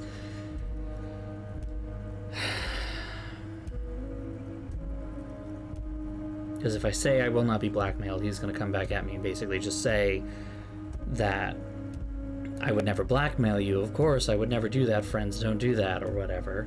I don't care about my gun. Keep it. He'd be like, well, no. What is a police officer without his gun? Does this mean if I do things for you, I will get my gun back? And it's going to be basically opening myself up for quid pro quo here, which is, again, not what I want to do. I want to stretch him out and make him sit on the awful chair. I don't like him.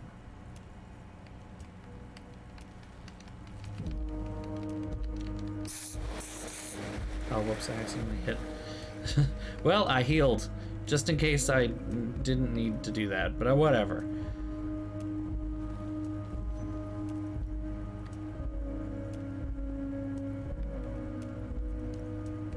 Damn it, Harry. That's exactly what it means. I'm only kidding, of course. Of course. I understand. We help you, you help us. Of course. Let us dispatch with the... That's what the hang... My Okay, God. now we're going to skip through some of this. It might be a good idea to hide your So good. words. I guess... Are you trying to tell? Mr. Kitzer... Don't just jump to the folder. That's not smart. Shows you're on the edge. Well, Harry.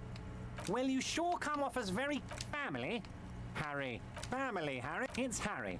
Harry Dubois. And I can work with you, Harry. Ah. This I find I'm afraid this is meant for union eyes only, Mr. Kitsuragi. I'm sure you understand. Please continue, Oh, I Harry. forgot to look at the thing. Shit. Oh, Everard's large Yeah. hands are covering the folder. snake eyes. Hold on. I know I just loaded this. I'm gonna reload this again.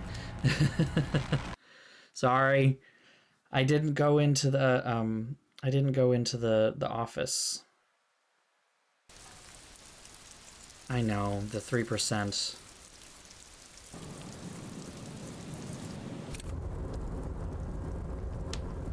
We'll keep trying it, I guess.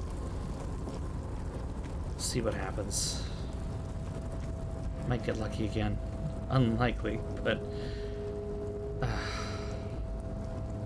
come on. This game doesn't like stairs.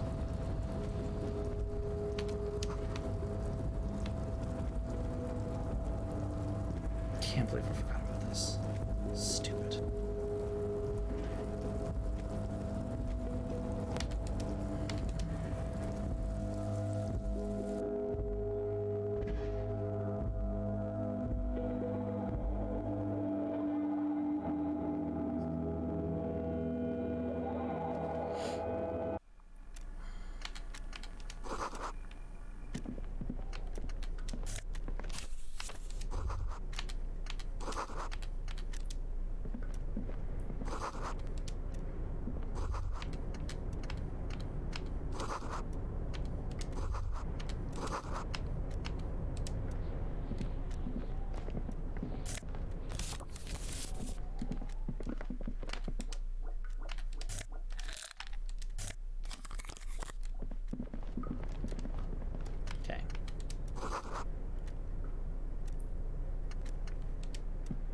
On second, let's see what's in the drawer. Open hundreds and the same. It's hard to make sense of this thicket of company names, dates. Whatever's hidden here is hidden. It appears to be. Remember, Lee, all items on the list have been crossed out. The special borscht seems a bit odd. The drawers. Okay.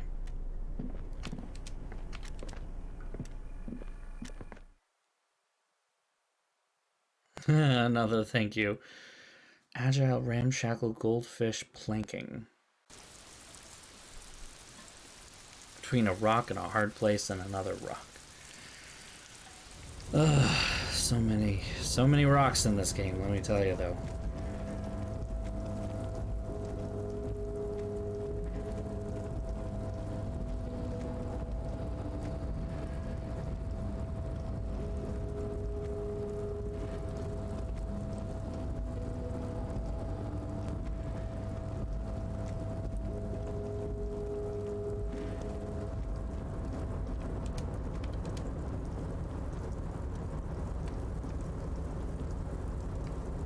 No trouble at all, mister. Oh, yes, yes. Oh, yeah. It's very, very good. Yes, yes. I'm taking... Oh, the whirling's cook. Oh, sure, mister. Sure. Okay. Now I'm going to save. Override the last save. Now we will blast through this conversation and the checks involved, and hopefully we will get that check again. Maybe we won't. I'll find out. Come on.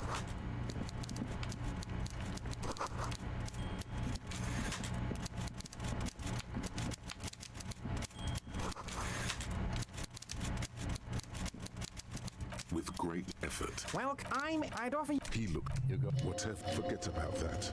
What's with this Dubois? Please, Mr. Dubois. Let us converse in a civilized... Excellent, Mr. Dubois. I can see that so... The chair? But this, it should be... Wow, that's 25 real. That's good, man. Okay, now... Here's the world when he said, don't worry. He actually meant. Are you... It's not like you left it loaded. You didn't... God. Nope.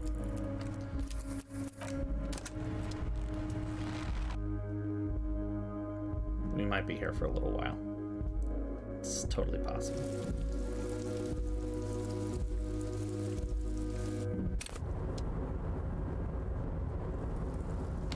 I don't remember what check that was, though. Composure? Composure. Hold on. Is there something that I can do to improve my composure score? I wonder if there's something I can do to... What dialogue choices I can do to make that. I know this is like straight up cheating, but at this point... at this point...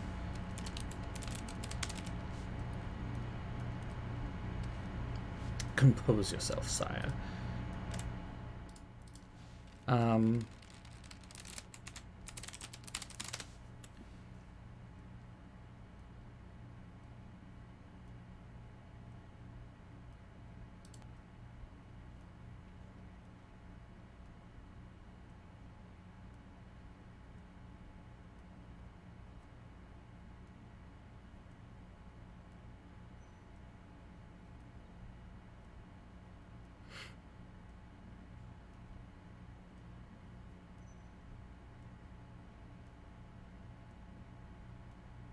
Okay, succeeding just avoids damaging morale.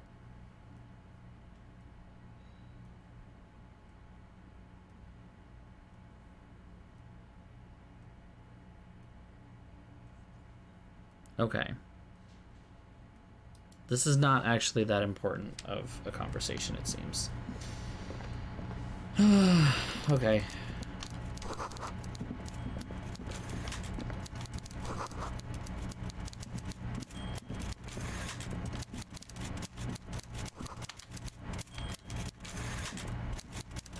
With great... Welcome. I'd offer... He looked... Whatever, forget about that. Excellent, Mr. So The chip... but this, it should be... Wow, that's 25 real. Oh, now. His... The world when he said, don't worry. It's not like you left it loaded. You did... God. No. Well.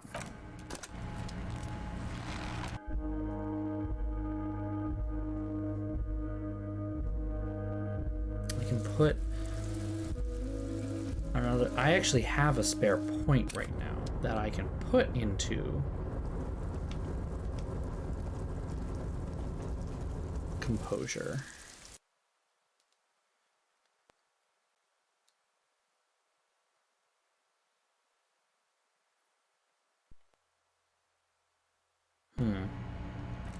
Let's actually see. Hold on. Let's just take a quick moment. Go over my things here. I can probably take out the things. Okay, +1 composure. No minus composure.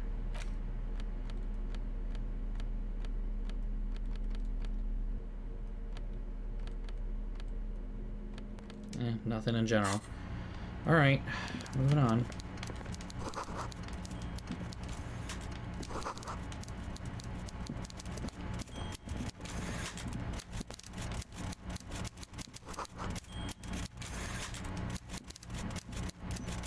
With great effort. Welcome. I'd offer... He looks... Whatever, forget about that. What? Excellent, Mr. Dubois. So The chip... but this, it should be... Wow, that's 25 real. Oh, now. His... The world when he said, It's not like you left it loaded. God, you're Yeah, check sweating. failure again. Your knee is... Mr. Dubois. What is... Mr. Dubois. Mr. Dubois. Maybe you could use your hands somehow. In a kind of throw-in motion. Like you're throwing that Mr. Dubois act right back at him. Don't be dramatic. What an odd demonstration of... Okay, enough. Quick, here's your window. Get yourself Maybe I together just- and ask him questions. Get by and just Officer ignore it. questions. What? The reaction appears Harry. he's hiding. Thank you. You... Don't take it. Harry. Honestly, I'm just relieved. Yeah, anyway, I assure you, I am a very well in... You might have... Mr. Besides, getting the body down would benefit all of us. I can but of John and you can find Jean-Luc down at the gates. I mean, it's no secret that the lint... But there's... Yes. But I can't think straight with this thing weighing on me. And I'm An excellent opportunity. Oh, Harry, I'm a very busy man. You want to send someone a message. I repeat, I'm a very, very busy man, Mr. Kitsuragi. Allowed, just go there. Unlock Harry, my dear friend. I found you can get the... Just open the door. You don't need... I don't know what that means, Harry. You know what? He sincerely has no idea what you were talking about. And he doesn't care either. Oh, that one thing I want. We're all trying to do what's best. What do you... He's an old man, Harry. Harry, honestly. What do you mean, Harry? He's an old man. Harry, honestly, I vanished. Oh, Wait, Harry. there was no mention of a castle. Harry. This if it spilled blood, If she... he doesn't want. Of course, Harry. I have no interest in what Right. she is... Tell her... It is rather interesting. My dear Harry. Harry. Smooth talking. Yes, you're... The only way to find it seems who knows. Yes. Thank you for the hot tip. Now... It did not come as a surprise to him. He might act. Damn it. Of course. Of course. That's what that. My God. I think the... It might be a good idea to. So... Words, I guess. Are you trying to... Mr. Kit... Don't just jump to the folder. That's not smart. Shows you're on the edge. It's Harry. Harry Dubois. And I can work with you, Harry. Family? Harry. It's Harry. Harry Dubois. And I can work with you. Well, Harry. Well, you... It's Harry. Damn it, I And keep hitting the can work with same you, thing Harry. again. Ah, This I find I'm afraid this is meant for Union eyes only. Okay. Mr. Kitson. As you look at the folder, Cool. Everard covers it with his hand and pets it. He's hiding it from you because it's not a real RCM folder. It's just another one of those brown folders you saw in the file cabinet. Okay, Harry, you got me. This is from the Census Bureau, not the RCM. Those Census There we Bureau are. people are absolutely corrupt. You should do something about them. he got the name from the Census Bureau, and everything else from your actions here in Martinez. Yes, Mr. Kitsuragi from the Census Bureau. Like I said, now I'm actually a very busy man. So is there anything else I can do for you, Harry? That means he doesn't really know anything about you. A pity. The mystery of you will have to remain a mystery for the time being. Yes, that's what I said. Try to keep up, okay? Let's move on. Wait. You need this to get in and out through the gate. Here, you're one of us now. A real red and white Union man. Take care, Harry. Okay, I guess we're good for now. Can I go back this way? I cannot go back this way. Okay.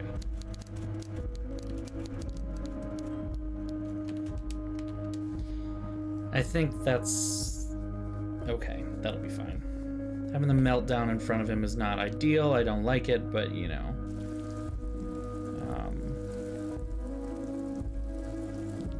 You know, good enough, exactly. It was a 3% check to begin with. You know, it's not great anyway. No trouble at all, mister. Okay.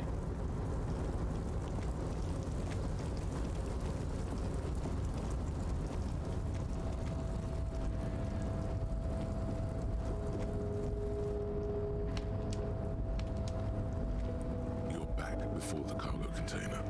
Its drawer has not lessened since you were last here. If anything, it seems to have grown slightly. Rhetoric. Oh. Why are you even trying to open a door with rhetoric? Because what wasn't an option? Now is not the time to get philosophical, detective. You can do that after hours. Now, Kim. We're doing fine. Something's in that container. I'm gonna find a way to get it out. Trust me.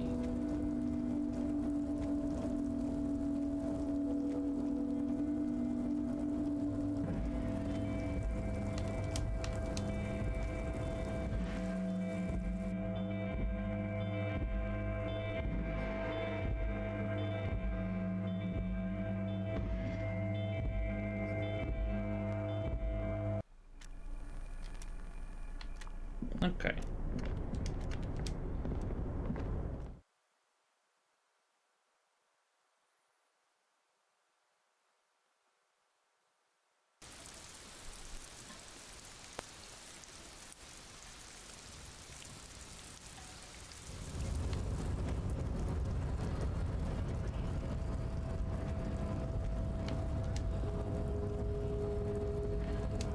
Your race descent has only worsened since I last saw you.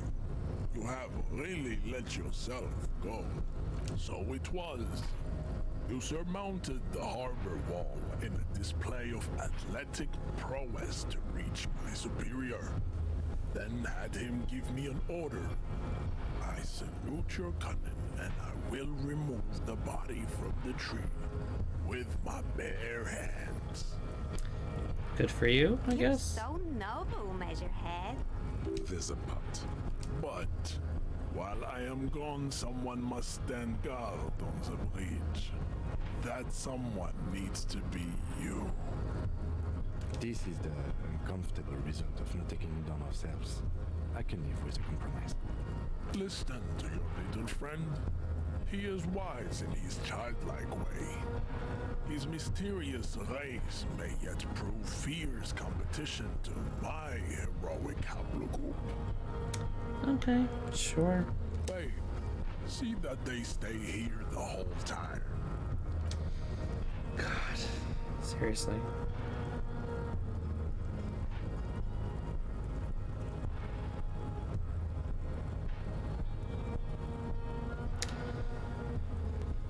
The woman's gaze follows Measurehead as he leaves. So, you guys are like cops or something? Have you ever thought that maybe things should go to shit? I'm Katya, by the way. You hear that? That sound. He's breaking something. Yeah, Jean-Luc must be really tearing it up over there. I wish I could see it. Look at you! RCM rent-a-cops! Guarding that bridge like Everott's lapdogs! Is this where it's at now? The RCM is for sale! Where is Trixie? And Right. who are you? What is your business here? Why are your clothes 4 sizes too small for you?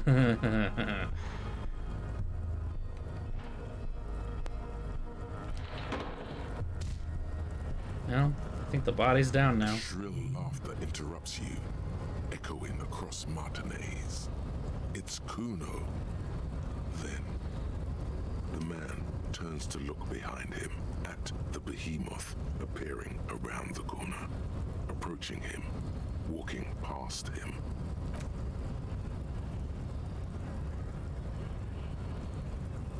I thought we were going to see something like Kuno is totally silenced. It was just like, that would have been nice. Okay, the body's down. Been removed from the tree. Stand down and congratulate yourself. You have sided with Ray's victory today. Farewell, ham sandwich. You are a Union man from now on. Alright, well, if I never have to talk to this man, that is good.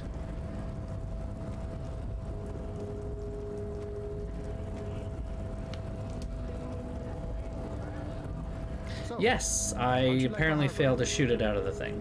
You've been in there, he means. Talked to the boss man too, probably. It's but a rest area on the path leading across open plains. Right, you talk to the boss eye to eye, like men of the plain. If you have any more questions, I'm set to talk. A key, huh? What door is this key supposed to open? Oh, say no more. I got you. I got that key right here. And let me tell you, it's mighty good of you to help us out during the strike. Working class solidarity, as they say. Yeah, that's kind of where I've struggled, to be honest. This part of the game is very slow going.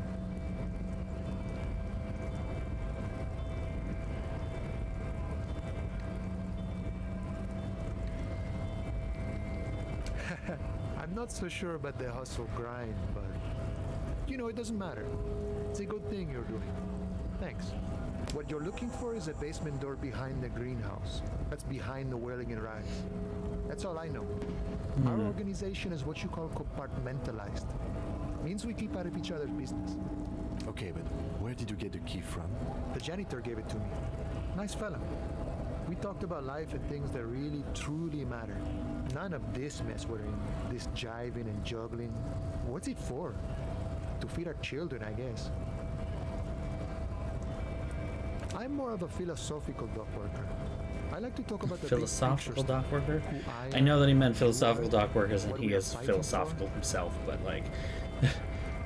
I'm philosophically a dock worker, but realistically... He means he's not going to tell you cause he doesn't know. But he will shoot his mouth off with you now that you're working for Everhart. Who he is and what they're fighting for. This is interesting. We're negotiating our share. Aye. All of it.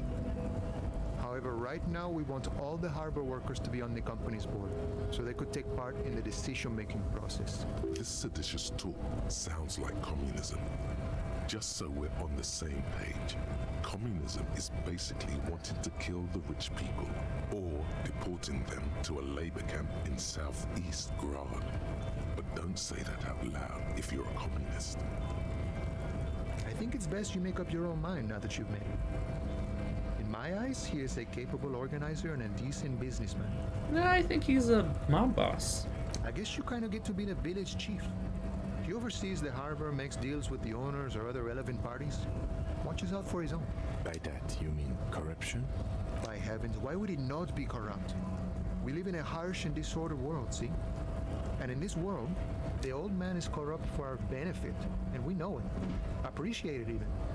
He is, personally, not too lavish. He is reasonably lavish, sure. That's his prerogative. It's not like you want a saintly demeanor on a corrupt motherfucker. That would be a manipulative illusion. Besides, there are no non-corrupt systems in the world anyway. And moralism is the most corrupt of them all. Oh god, yeah, he's one of these types. Okay. God, I hate everyone in this game except for Joyce. Joyce turned out to be the one that I actually like and sympathize with more than any others, because she literally was just like, we were born too late and too early at the same time. We were left with shit, and we just gotta hustle to get what we can. And I'm like, you know what? That's relatable content. No. I don't think I'm a communist. Seeing something of value and saying I want it all to myself is a much older and simpler notion. No science to it at all. Even a weak child can think it. The only things holding someone back are I can't and I shouldn't. I have nothing against communists. They are honorable boyaderos. And they have good analysis. But my own code serves me well. If my code starts failing, a code can fail a man as well as a man can fail a code, then I will have to submit to a new one, which may well be communism. See, I'm primarily a lazy person. Sure, I've had the necessary free time. Fortunately, there's always time. The look in his brown eyes conjures up an understanding. For him, having command of his time is the most important thing. It all comes together now. The way he speaks about scabs, his general attitude. He's a follower of a 500-year-old Franco-Nigerian Boyadero code, itself an appropriation of Vespertine cool, that of a noble peasant or a traveling herdsman. True to yourself, independent in your actions, loyal to your friends. The man sits on the railing, his hands reaching It doesn't far sound and wide, disco. Yet it feels as if he could effortlessly go even wider, if need be. An endless torrent of time. The mercenary, eh? Who could have killed him? That's indeed the question. Why even do such a thing? What a thought! Why would noble workers resort to such a thing? Unless they were Definitely pushed, needs more of Diana course. Ross. Your dead guy was an enemy combatant. He was an agent of the opposition, attempting to undermine our honorable efforts. I ain't the murdering type, but that's just me. Large organizations like our union have all sorts of men, with all sorts of skills. I believe that's called a hitman, and that is He's not. not lying about not doing it himself. This is literally This has just a been of mob. limited use. It's just a Still, mafia. thank you. No problem. I wish the best to you in your search. Sure, I'm glad it's not my search. Los Ardis? They're an independent militant group. A bit too high-strung, but it comes with the responsibility. They're sort of like you. Preserve the rule of law and all that. Except it's Everard's law. But really, they're just like you. Yeah, but I don't. Anyway, moving on. Come on, down the stairs. Oh, this game really doesn't like stairs. Come on. I said down the. Oh my fucking god. Okay. Nice aggression with the native. Don't let the chief fool you next time. You don't need to be that up in his face. Leave yourself space to move. Not bad advice, actually. This might do the trick. Let's Yeah, talk we're about not our doing right that, to though. work. Moving on. Let's get some money. Money from my drunken bender from last night, apparently. Hey, found some more bottles that were mine. Might as well use them, right?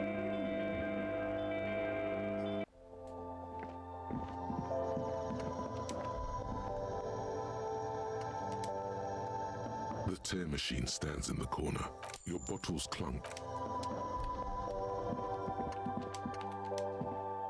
I mean, I've got enough for another night. I just can't afford literally anything else. I wish there were ways to make more money. Certainly wasn't taking that fucking check.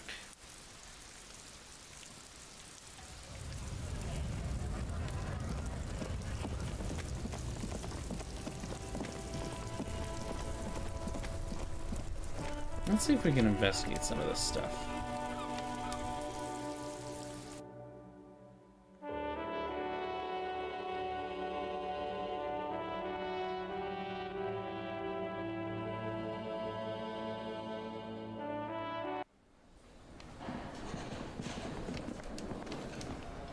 I've got nothing to say to you.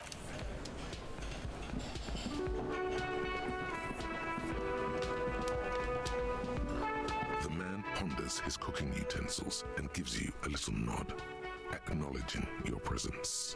The mention of mañana gets his attention. He smiles and delivers a whole slew of unfamiliar words and lively gestures. Then he falls silent again. They're friends. The man says a couple of sentences in that strange language of his and then seems to wait for you to speak. I'm pretty sure he asked you a question. He doesn't know your language. You can just say something cool in return.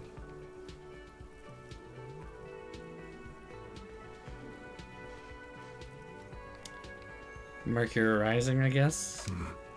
Horse need more vodka? Okay, so it's vodka that keeps the men happy and in good spirits. Clever move by the Union. Of course, vodka.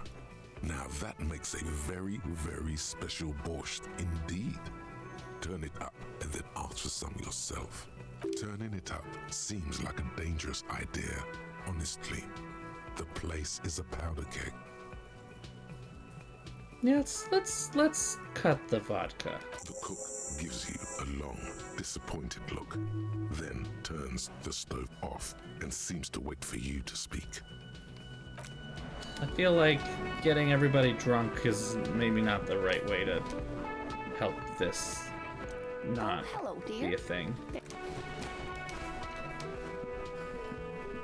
Can I help you?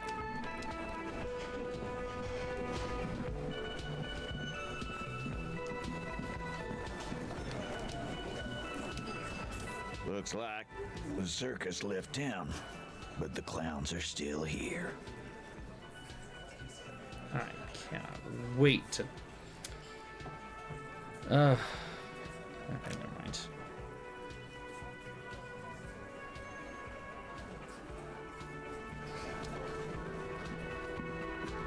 Never before have I wanted to punch a man in the face as much as this guy. Right up there with the other racist. Just, wish I could.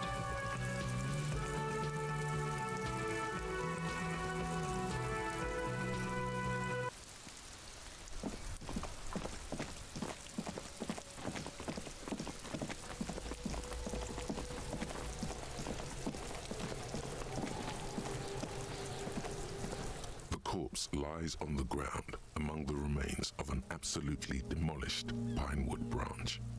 It's So many gently laid racists, on only one 2 side. fists. Mr. Measurehead has done a good job. Nothing is too broken or compromised. The victim is ready for a field autopsy. Yes. 1. Investigation of the scene. 2. Initial examination of the victim. 3. Field autopsy. 4. Transportation of the body to the morgue. We are on number 3. The RCM's 4-phase murder scene processing manual. The fuck are they on about? Cop's gonna cut his shit up.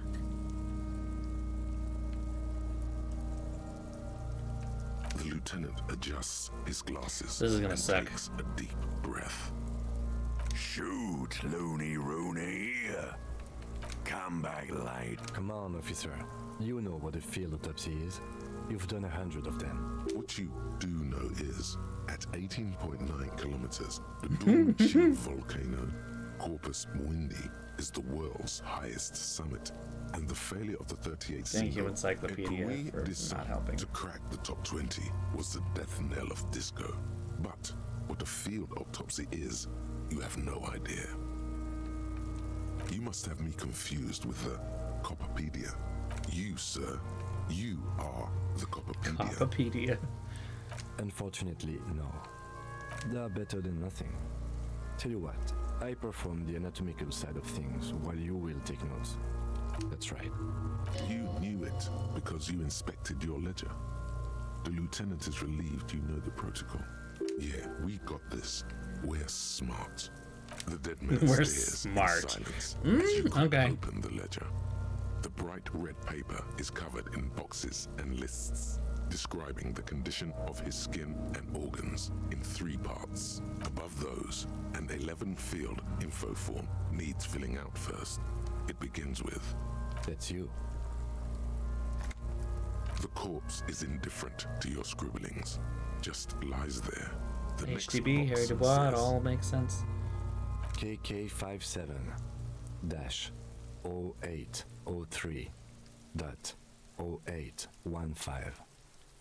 KK equals Kim Kitsuragi. 57 equals Precinct 57, followed by his date 0803 and time of arrival 0815 on the scene. He's indexed the case after himself, not you. That's because he doesn't want to bring up the messy question of your initials. I'll bring it up. And what would that make the alphanumeric? HDB 41 0803. Help me out with the time of day, anyone? 11:11. It's meaningful. Thank you, Inland Empire. 10:15. It's understated.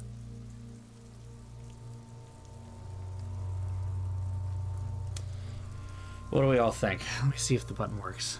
The button does not work. Okay, the button just won't work anymore. I don't know why. 11:11 seems a little ridiculous. I'm thinking 2:2.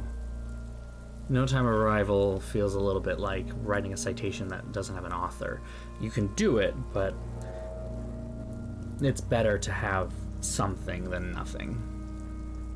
I feel like 10:15 is bad, but it's wrong, but it's, something. So, well, now we've got one for each. Because Happy Arthur loves Inland Empire. And the mess that it's gonna create every time, because she's a messy queen. No, you're fine. You're fine. It's Inland Empire's suggestion. I just thought that would be why. Good. I'll go with Let's go 10:15. with that. The lieutenant is quite surprised you managed to come up with an adequate case number. NA. Next. NA. Roughly 50. Try 40. The damage is so extensive, it's better to err on the young side. He nods. Mondial. Fair to olive-skinned, from the Isola of Mundi. This is as vague as it gets. You might as well say whitish. The pudgy mess of curdled meat looks neither mondial nor anything other. Fucky! Male. Pigs can have sex! Nor does he look male, with his pregnant belly and indistinguishable face. We're still going with March 4th. 51. What else? 9. Body identified by is non-applicable. 10. Case number is the same as the coroner's case. HDB 41 0803.1015 listens motionless with the cargo belt still Oh, around he's got his a neck. name. Only one box remains. None. At least not after the initial examination. Interfering with the body's position or wounds post-mortem.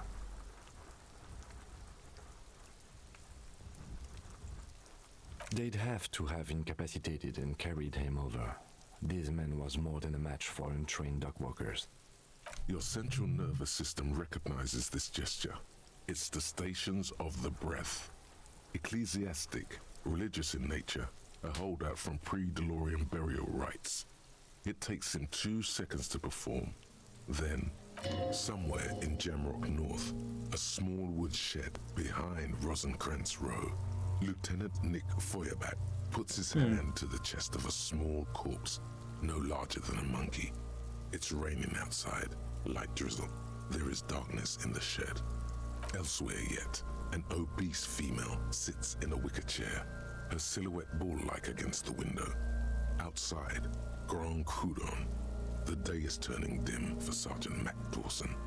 Hand extended, he approaches to make sure she is dead more than anything else. Interesting. And so, all across Jamrock, Coal City, GRIH, 42 deceased persons found today, 42 stations of breath. Right. We should start the post-mortem. The corpse cannot feel Kim's hand on his chest. It no longer meaningfully interacts with its surroundings. A thicket of boxes and lists on red copier paper tries to answer why.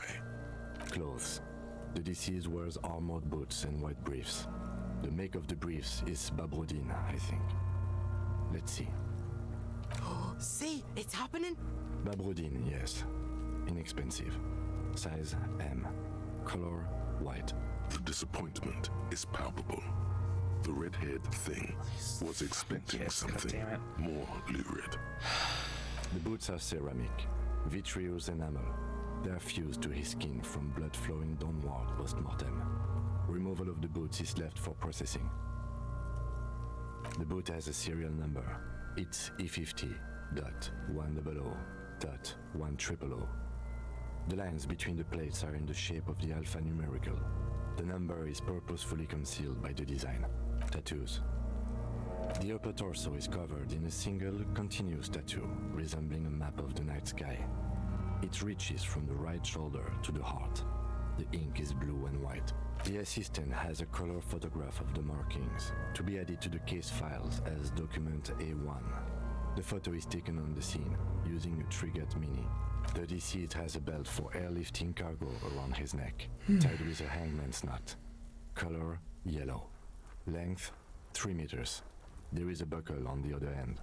Well nourished, athletically built, measuring 1.8 meters.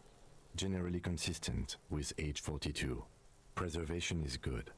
Ambient temperature below freezing. Body hair is light brown. Distribution is consistent with age. The deceased had male pattern baldness. Hair is combed back, short. His hair feels wet, soaked with rain, cold to touch. Not that different from a living person after a swim. The stench is suffocating. Strands of dark brown hair start sticking to your hand, like thread of I a thought that was going to ragdoll's tell me head. about it, but okay, nope.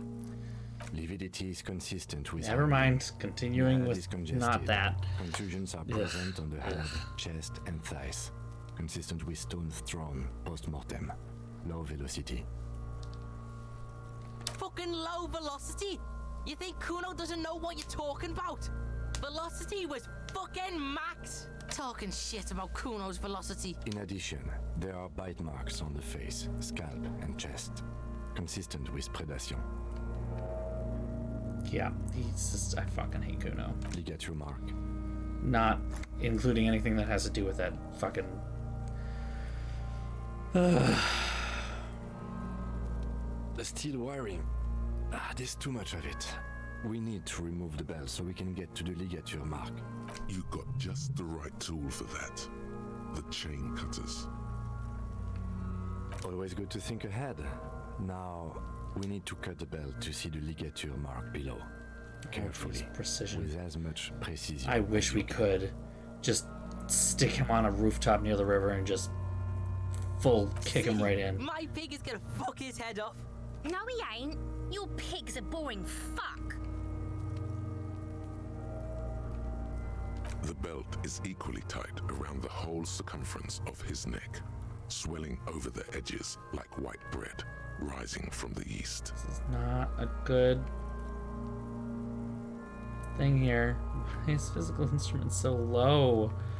Ugh. Is there any way to furnace?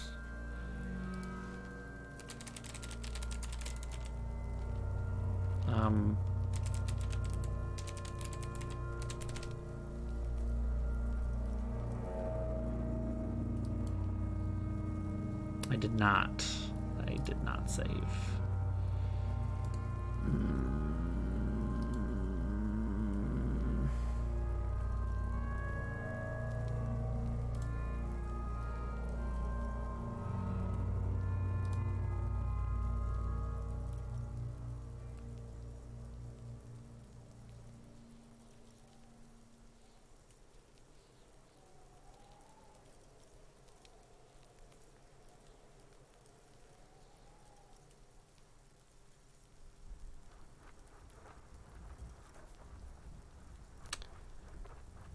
It doesn't say anything about...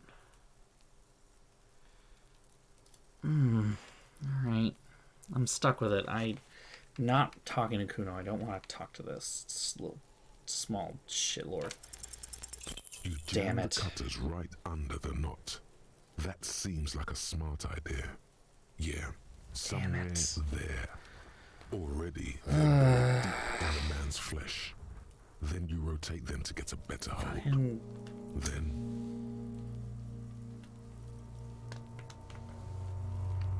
Fuckity fuck indeed. The lieutenant looks by, somewhat worried as you summon power words to your aid. Yeah, fuck him! Fuck that buggery! Corpse fucking time! Told you my pig was hardcore. I should have a go first. I think I have a strategy. He sinks the cutters into the knot, preparing to perform the cuts, with his elbow to his knee. Okay. For precision. Maybe it won't be a total loss. Snap. The knot is slashed.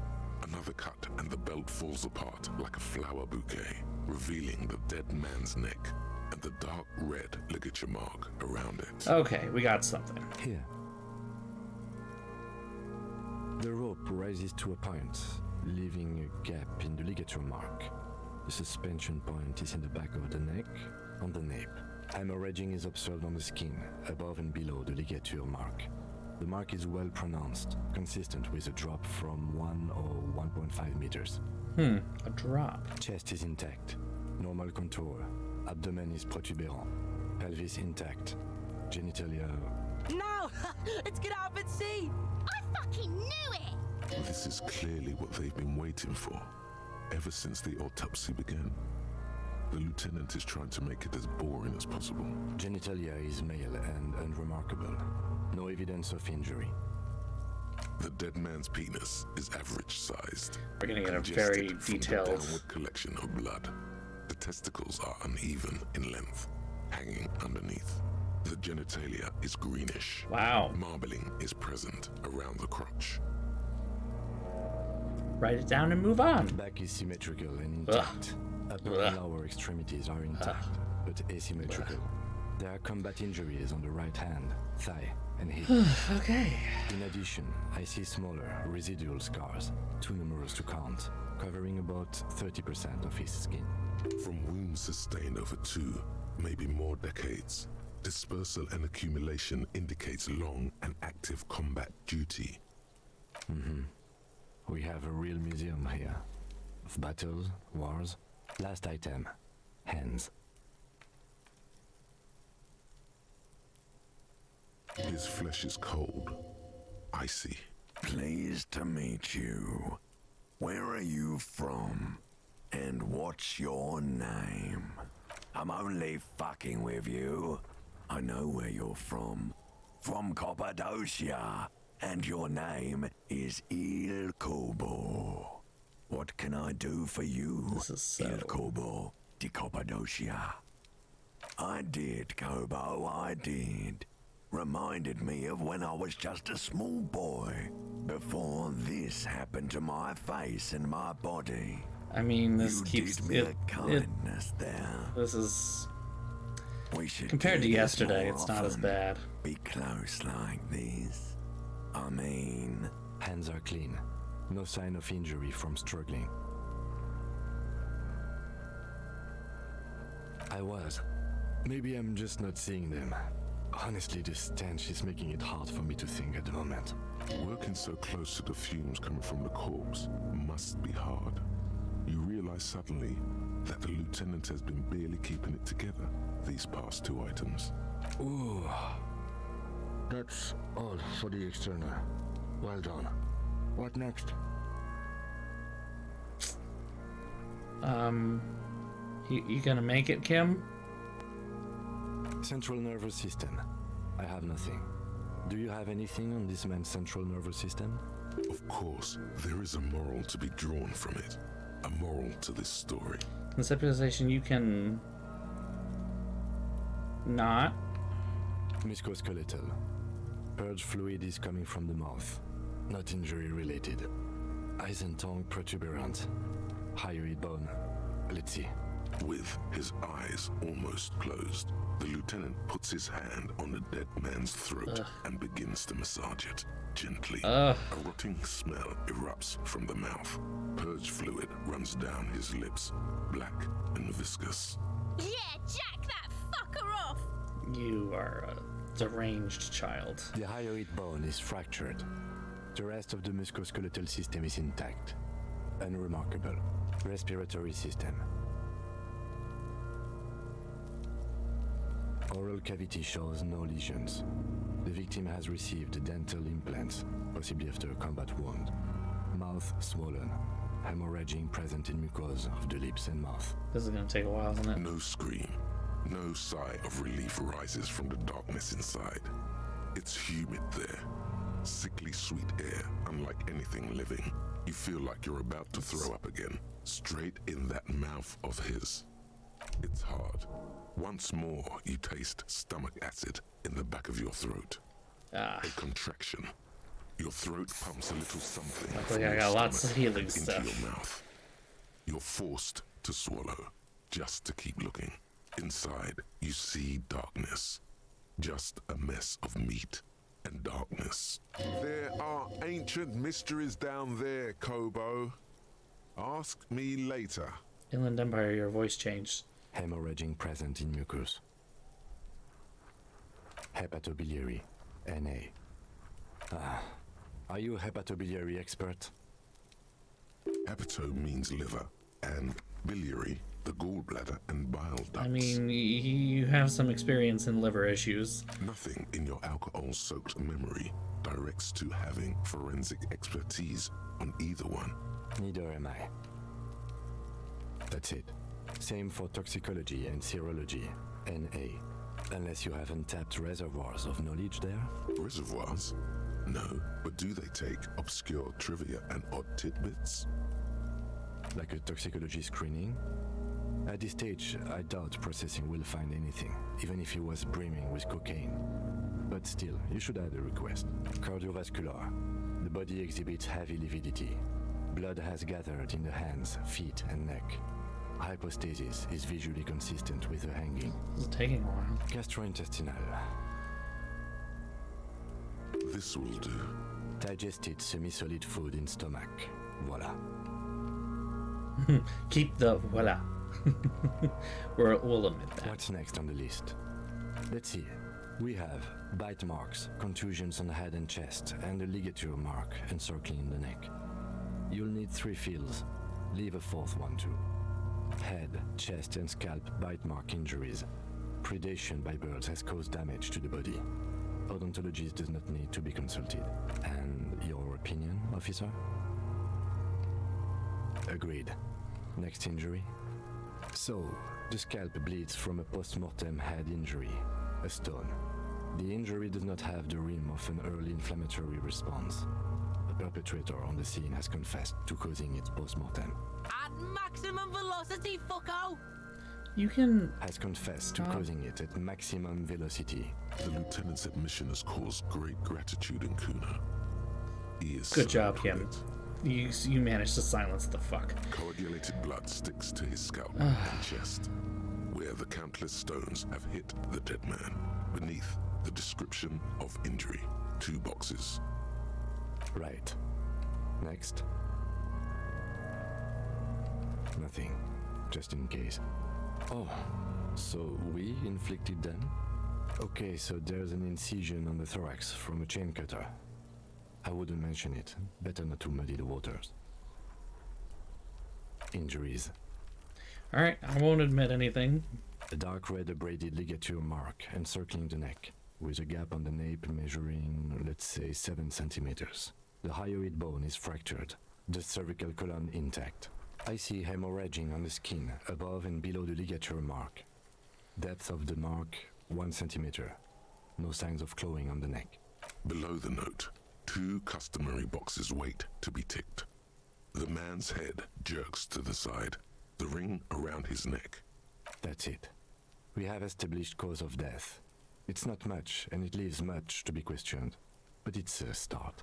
Let's wrap this up. I pronounce this field autopsy over. Well, we established probable cause of death. Some would say that's the goal of an autopsy. We also requested a toxicological screening. That was thorough. The results should arrive in a couple of weeks, if we are lucky. I would not hold my breath. We were thorough with the list of injuries too. We described them all in detail. What is there to say? Given the circumstances, it was a professional field Weeks, autopsy. I know, right? I need a copy of that autopsy form. Then I will drive him to Faubourg for processing. He's thinking, did I miss something? I'm sure we didn't get everything. There's always something. Perception. You run your hands over the victim's cold body, his limbs, his torso with its swollen organs. Maybe you should be more thorough. The genitals in his breeches continue to be unnoteworthy. Do you think we missed something? You can't shake the feeling that there are more secrets concealed in the flesh before you. Okay, well, we are in livor mortis here. He is disintegrating. We need to refrigerate the body if we want to conduct another examination, and we need to do it fast. Hey, wasn't there a giant ice bear sarcophagus below that building? He's actually excited about this. Yes. Now, I've rarely been disappointed by the size of a giant ice bear fridge. But I think we should still take a look at it first. Make sure it's big enough before we carry him over. Let's move. With every hour, whatever we are looking for in the deceased will become harder to find. Interesting.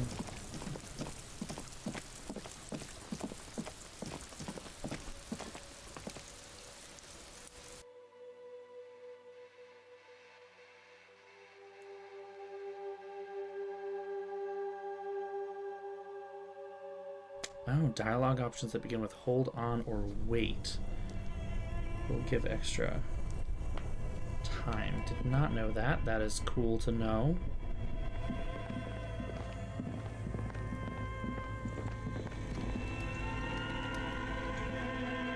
The bear's eyes are still glowing red, watching over all the ice cream wrappers hidden inside its belly. It's certainly an eccentric choice, but it is capacious and cold enough, too. But the optics on this are awful, he thinks. We need to be as silent as we can. Your visual confirms you could fit 2 more bodies in the ice bear fridge. Shall we go and get the body then? I'll take the head, you take the feet. Guess I don't The have a stairs won't be easy, fucking but choice, we'll do manage. I? The body is heavier than you expected and stinkier. It takes half an hour to get it down to the basement. Then I guess we'll 10 more minutes to stuff call it good. into the Like, fridge. The lieutenant takes a step back. now there's a to body in the admire ice bear your fridge. handiwork. Beautiful. A dead body in an ice bear fridge. This is some of the best police work I've Why ever do I done. feel like he's being sarcastic right You have now? created an ice bear sarcophagus. Talk of the ice bear sarcophagus must not leave this room. Did we though? Okay, maybe we did. You gotta give me some credit At here. least we've stopped the body from decomposing further. Now you can conduct another inspection. under controlled circumstances. Inside the icy realm of the ice bear fridge, the corpse stands slumped, waiting. Shoot, Looney Rooney. I like it a lot, brother. This really is your finest hour. You're a genius, a regular Copperlangelo. Oh yes, Kobo Milobo, in the gift horse's mouth. Tracts and wakes and waterways, ancient materials, Perry. Just a small gulp away. My beloved Kobo, a small gulp away. Come back later, Coppo. Alright, well, not particularly helpful here, but, cool.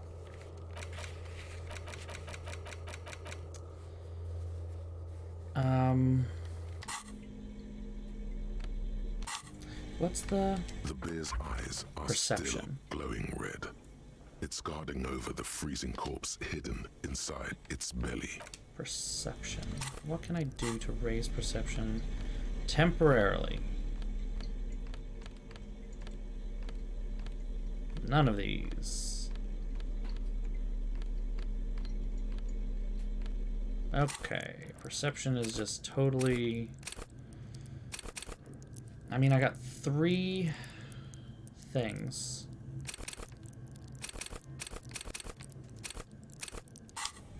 Let me try it first, and then we'll put one into it if we need to. Actually, what we're going to do, even better, we're going to save.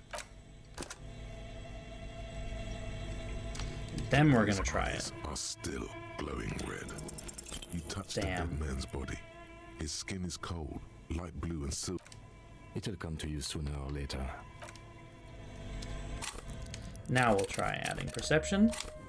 Oh, wait, did I not? I didn't. Oh, no, I did it. The bear's eyes are still glowing red. Your arms Ah. reach until your eyes close, as if by their own volition. It's dark all around. You feel cold, slippery flesh, first with your fingertips, then under the palm of your hand.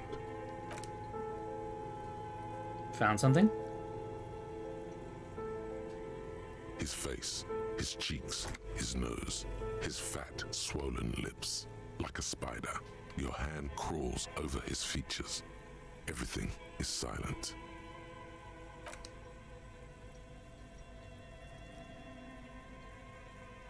Gross. The oral cavity is cold and moist. A ball-like tongue attaches itself to the base of the mouth, lolling around like a scallop. You're on the right track. The tongue moves freely in the cavity. The mucus of the mouth is slippery, delicate to touch. From the soft meat, teeth are budding.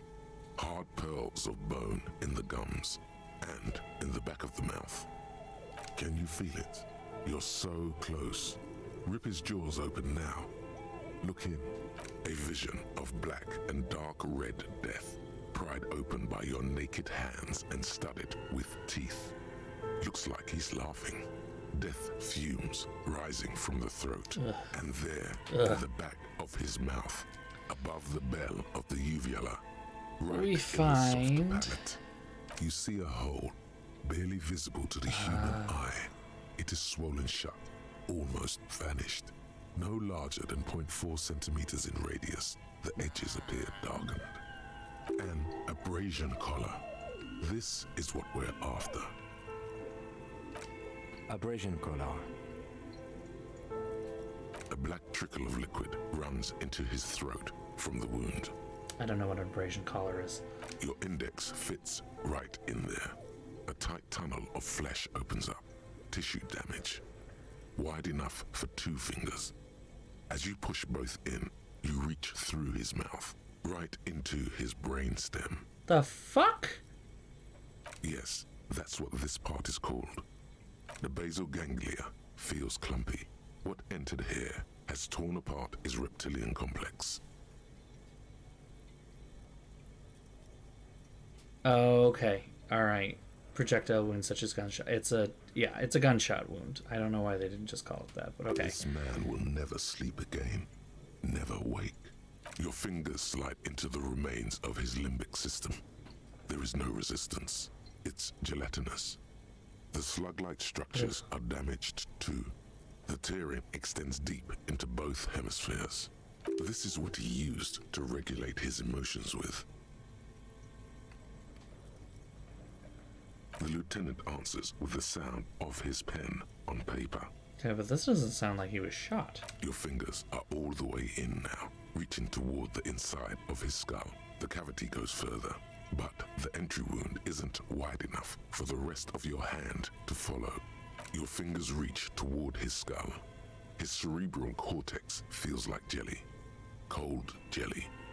Strange fluid streams down your wrist as you push deeper until you feel it on the tip of your finger. Sharp, serrated material. The edges cut right into your skin. Can you get to it? There's a tiny crack. A protrusion in the cranium. Right in the back of his head. Your finger so must be he was pointing shot. straight at it. From the inside. The object that is in there stops just short of the skull, in the encephalus, knocking this tiny fracture into the cranium. We have the makings of a very small exit wound here. It's a red check, but I got 83. Come on, come on, come on. Yes! Oh, thank goodness. You pick the object between your index and middle finger. It feels sharp, like metal. With your face twisting from pain and concentration, all you need to do is just... The inside of the head feels cold and smooth, like a glove. You got it, you got it, you Sweat got it. dripping down your brow. Careful not to You lose can the do pride this. between your fingers. I'm afraid he's gonna lose it, and we haven't even, we passed the check. With a plop, your hand emerges from the mouth, covered in blood up to the wrist. Between your fingers, a small flower, a blossom made of lead. A bullet. He was shot. The bullet falls in the bag, leaving a smattering of blood on the plastic. He raises the bag under his eyes and says, A non-caliber rifle. Some kind of brittle alloy. Fractured on impact. Of course, you've earned it. I mean, I put a lot of fucking work into that, You so need to yeah, add I'm an gonna take it. item Thank you to very the much. Injury list. Injury number 4. Oval entry wound with an abrasion color. Soft palate, back of mouth. High velocity. Temporary cavity in brain tissue. Small exit wound on the occiput. How does that sound? Opinion, fatal injury. And one last thing. We should amend injury number 3. Ligament mark. New opinion, non-fatal. Post-mortem. Treatment. Yeah. he's proposing the bullet was the real cause of death, and the hanging an attempt to conceal this fact. Yes, and the belt around his neck, the hanging, even dragging him to the yard. All of it was done after this man was already dead. Dead dabba doop doop. I did not just come up with this. I've had my doubts since you showed me the tracks, officer. Why did they carry him over? Why not march him? There is no satisfactory explanation. There have been other signs too. Small details. Everything is too neatly designed for us to assign probable cause here, as we did, foolhardily. Well, no more.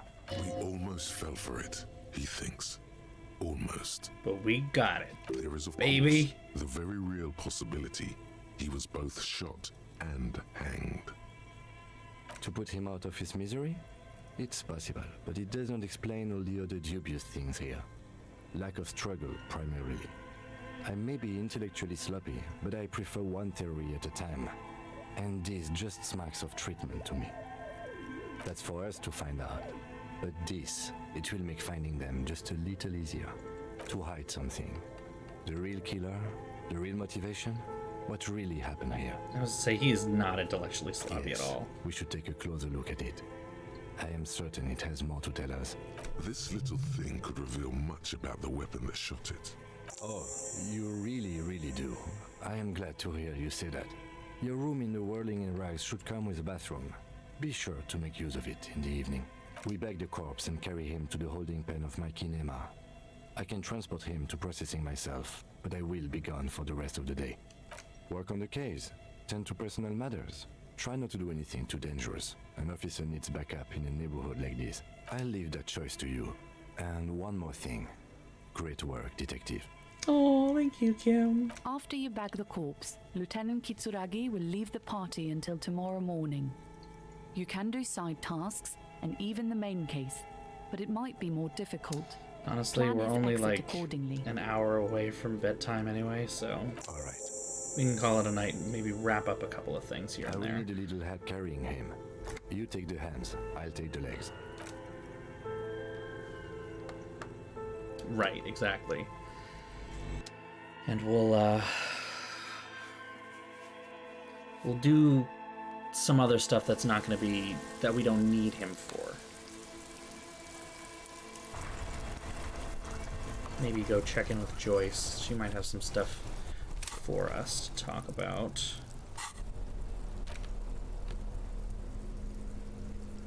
The front of this quarterly journal features a large satirical portrait of the late King Friesel. From the sides of his head, a pair of white antlers spread to the corners of the cover. Because Friesel was incompetent, foolish, and cruel. In short, the embodiment of everything the communards wished to overthrow. It's satire, you see. To your disappointment, there aren't any full-color pictures to direct your attention. Just column after column of closely How many text, columns? It's important. interrupted occasionally. It's important to know how many in columns. black and white.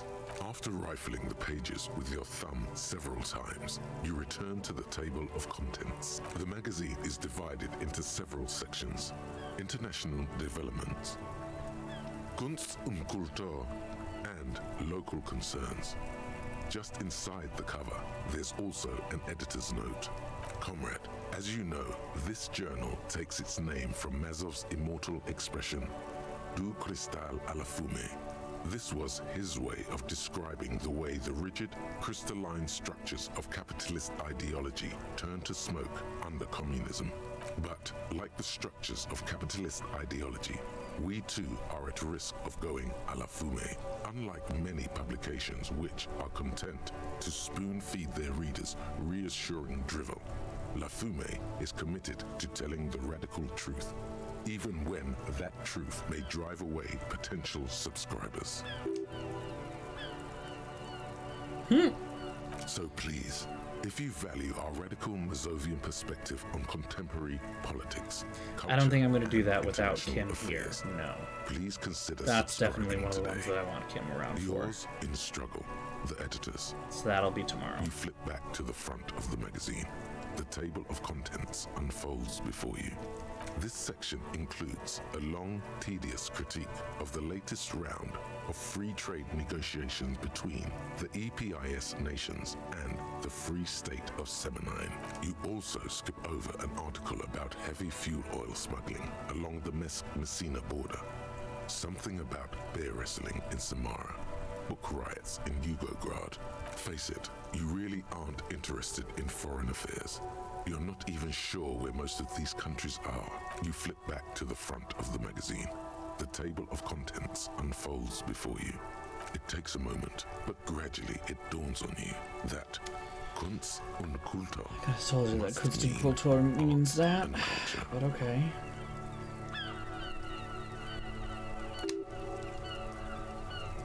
It evokes a sense of recognition and fellowship among those privileged enough to understand.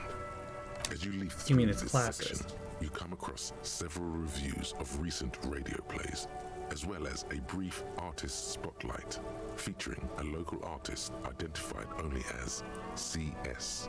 The main feature, though, is a long essay titled Tip Top Tournée, a critical Mazovian perspective. The Tip Top Tournée is an inter-Isolari racing series, mostly known for its high speeds, ludicrous sponsorship deals, and high death toll. In Revachol is held quadrennially on the prestigious Zero Carousel racing circuit. This so-called artist spotlight is really just a brief Q&A. made all the briefer by the subject's evident hostility to her interviewer. You think you're settling in for a relaxing recap of the most recent season, maybe sprinkled with some nice anecdotes about a few of the more colorful drivers. Instead, you find yourself skimming a 10,000-word feature about all the politically problematic aspects of Tip Top Tourney. Sounds like a leftist magazine. Where to even start? For one, there's the crass commercialism of its sponsorships, and then there's the practically criminal emphasis on deadly motor crashes. So, all of it, basically. Oddly enough, this article has 2 bylines: Nasteb Encolada Bernal and Exilus Buka. There's no way those are real names. Have you ever met anyone named Exilus? Come on, they're plainly pseudonyms. Anagrams. Oh, interesting. Under capitalism, the article says, every pursuit has its price. Every pleasure, even one as elemental as the joy of racing others around a track, is reduced to an advertising opportunity. Thus, the so-called tourney becomes a competition between increasingly meaningless brand signifiers. Your discount laundry detergent racing against a pack of Astra cigarettes, or even a fritter. Right, but then you get to see them crash. And that precisely is what's problematic about it. Were it not for the promise of random, spectacular violence, audiences would quickly lose interest. I mean, I gotta be honest, I don't watch, and I mean, I don't really watch Formula One racing to begin with, but I mean, it's one of those kind of things. It's like any sports team. I don't necessarily try to watch it, but like if someone in my parents' house is watching it over Thanksgiving, and I happen to just catch it, I'll watch it for a little while. I don't really understand what's going on, but I'll watch it. At the end I don't of really the day, watch it because there's the violence. destruction of these 750,000 real races that you're really watching for. Sure, you think that, but subconsciously, it's the visions of brand names being engulfed in flames that you crave. That's because you haven't been reading critically. But don't worry. The whole point of these sorts of articles is to let someone else read critically for you. Mm-hmm. You flip back to the front of the magazine. The table of contents unfolds before you. That's not actually good analysis, but okay. Unsurprisingly, much of this section is taken up with articles declaring unqualified support for the dock workers' strike. You skim the headlines. Paint the harbor red and white. Martinez tames the wild pines. A city in revolt. First we take Martinez, then we take La Delta. I mean, I admit, I don't watch racing, really. I just mean, like, sports in general. Yeah, there are sponsorships, but I don't pay attention to them. It's one of those weird things where, like, in general, advertising doesn't work on me. I say that, and yet, Happy Arthur in this chat even knows very clearly that there was some advertising on Facebook that went right to the heart of what I like, and now I have a bunch of tabs open on my computer, me almost about to buy things, because I saw them, and they looked really nice, and it's a perfect intersection of like things that I find attractive, things that I want to wear, things that are associated with summer and vacations, and things that I can wear at a certain place that I had a very good time 2 years ago during the summer when Panini didn't exist. So it's a great intersection of things that I'm like, yeah, okay, you got me there. Which is funny because usually the Facebook algorithm is so incredibly wrong. It's one of the social medias that I use the least, so you would think that Twitter would be more on point. Yes, I've definitely done that, Happy Arthur, absolutely. I've mentioned something, even just like out loud, and then I've seen ads for it later, and so I'm 100% convinced that the little Google over here is absolutely listening to me. So I do always find it kind of funny because Twitter is the social media I use the most. I would say actually I use Instagram the least, to the point where I don't even see advertising because I don't even scroll through Instagram. And then Facebook I use very, very infrequently. Like I'll leave it open to chat with people and that's about it. Twitter completely gets me wrong. any of the promoted tweets that are on there, none of them are relevant to me whatsoever. I mean, if I click on one of them, then I will get a bunch of that same one for a while. The only times that's happened, for instance, is when there's been like a trailer for a movie or something like that. But like, it usually doesn't have it's like it's not even trying to clock me. It's not even close. Facebook, on the other hand, gets what I like, but doesn't know how much money I make, because it gets that I like luxury, but it has no idea that I do not have the money to do the things that it's asking me to try. I do not have the money to rent a yacht. I do not have the money to buy a house in Newton or Wellesley. I do not have the money to buy a new Rolls Royce. I do not have the money to charter a jet. And yet, these are the things that it advertises toward me. I don't get it. Like, it's got me, but it doesn't have me. And that all kind of boils down into, usually, with the exception of this one company in the caftans, basically, I am more or less impervious to ads. They don't really do anything for me. I know that ads are supposed to make you remember something in another moment, or like just have it come to mind, essentially, in a way that like is subconscious, and therefore you associate it with a thing, and that thing is desirable, and therefore in order to attain that desirable non-tangible thing, you must get this tangible thing to get there. That part doesn't work. Not really. I don't really know what else to say about that.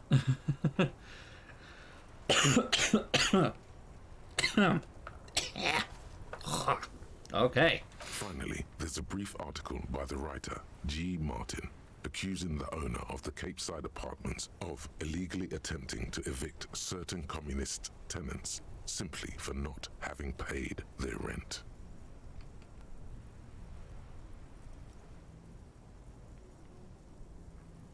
Charging rent to live somewhere is pretty outrageous, and I'm going to go ahead and hit that very intently. Martin remarks dryly, biggest communism builder. Love wealth redistribution, so long as it's only redistributed upward. Okay, I agree. It's true. The rentiers have been bleeding you dry. You really ought to find your own place one of these days. You flip back to the front of the magazine. The table of contents unfolds before you. Okay. The bullet is safely sealed away in a plastic bag bearing the RCM stamp. Kim has filled out the label on the bag with the item number, case number, and date and location the bullet was found. Beside his orderly handwriting, the bullet looks especially sad, like a tiny, shriveled head of cauliflower. The squashed bullet has some sharp edges where the jacket has split open. It feels cold, even through the bag. You wouldn't ordinarily have cause to handle jacketed bullets. The citizens' militia uses cast bullets only. Little pebbles of metal loaded from the muzzle, usually in a cartridge. The squished little thing has no idea. I know. You should find the gun that shot this bullet. Good job, visual calculus. That sounds like something a police detective would do. First, you should learn all you can about this little guy. Then find the gun that shot it and the person that gun belongs to. He used it to kill your victim. Neato. Good job. The jacket of the bullet is made of a yellowish metal. It has blossomed out to reveal a dark grey core. The base of the bullet is close to 5 millimeters in diameter. You can just about make out a few striations near the base of the bullet. Little hairlines, linear. It feels standard. It's quite destroyed. Some of the fragments are still lodged in the wound. Far away, Lieutenant Kitsuragi is flipping through stations in his Kanina. He is not here examining the bullet with you. He should be. He would find this very intriguing. Mention it to him later when he's here. Good point. Alright, guess we're done with that.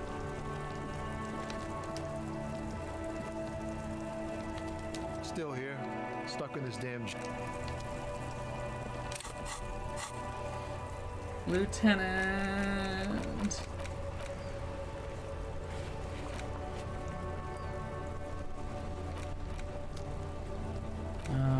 just see if there's anything.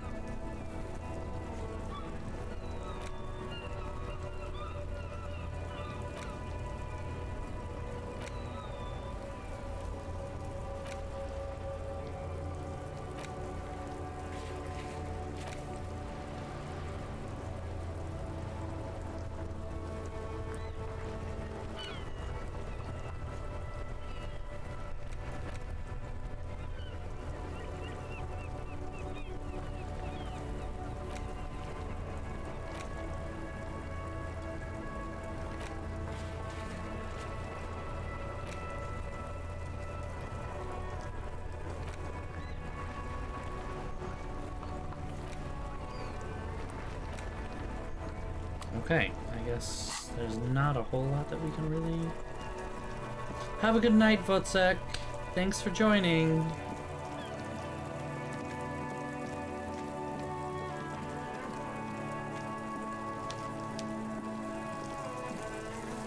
Small little feral. You missed a good show before. A kid came by and completely fucked the tree to pieces. He fucked the tree up! Fucked it good! It was porno! You need to act decisively. It's Kuno. Use Kuno words.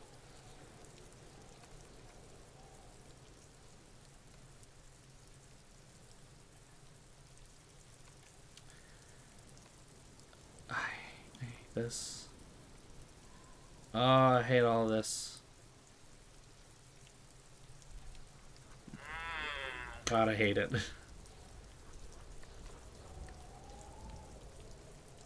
Ah, you're literally asking me to use one slur, two slur, one slur, a second slur. Ignore it altogether, in which case he's absolutely going to keep using it, or... Oh, Lord. Please forgive me. Stop choking, Kuno! The faggot has got you in a chokehold! Kuno's not fucking choking. Like fuck you did. Kuno's gonna keep saying Damn kipped it. forever now. Kipped. Shit. The fuck did you want anyway? You got your fuck bag down. Now let's talk normal shit. Yes. Kuno wants a normal conversation. Ask normal shit, please. Yeah, well, embarrassing him is gonna The fuck do you want with it? get somewhere, isn't it? It's a You could use some. Okay, whatever. Oh, don't teach him, Kuno! He's gonna use it. You're not getting this, pig. It completely takes away the hang. Fuck you, pig! Don't do mag! Good call, Pigmeister. Don't come and talk to Kuno.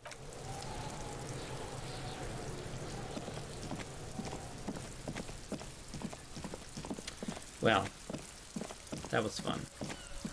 Don't know why I did that. That was... Whatever.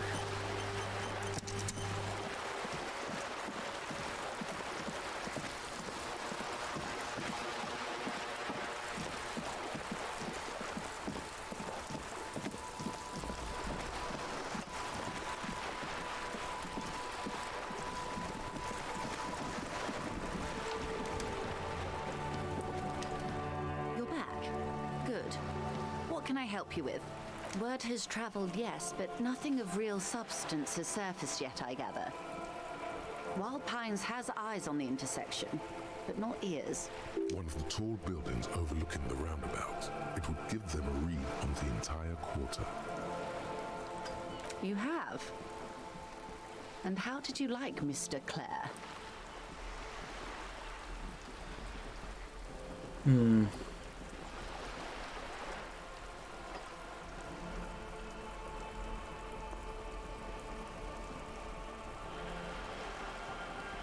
I'm just gonna say I didn't. Oh, come on now. He has his uses. How else would he have stayed in power all these years? Or wait, actually, corruption. That's how he's done it. Fantastic, Verm-like corruption, reaching into the bowels of the earth. Of course, I don't expect you to share anything he told you with me. I'm not a verm myself.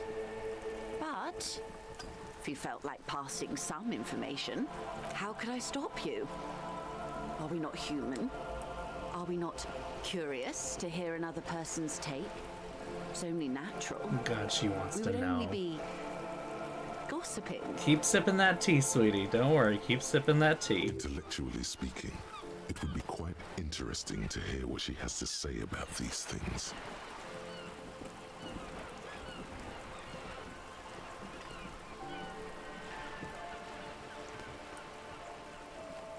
Did you now? What sort of borscht is he making? The strike brew. That's a classic. And by turn up the heat, I presume you mean put more alcohol in it? Beyond curious. I will choose to interpret that as you turning the alcohol in the strike brew down. For the sake of our professional relationship. And because I don't like the idea of them any more drunk than they already are. Again, What else? you and I seem to be more on a wavelength than anyone else. The fact that I have more wavelength with someone who represents a corporation is fucking bizarre, but here we are. Yikes.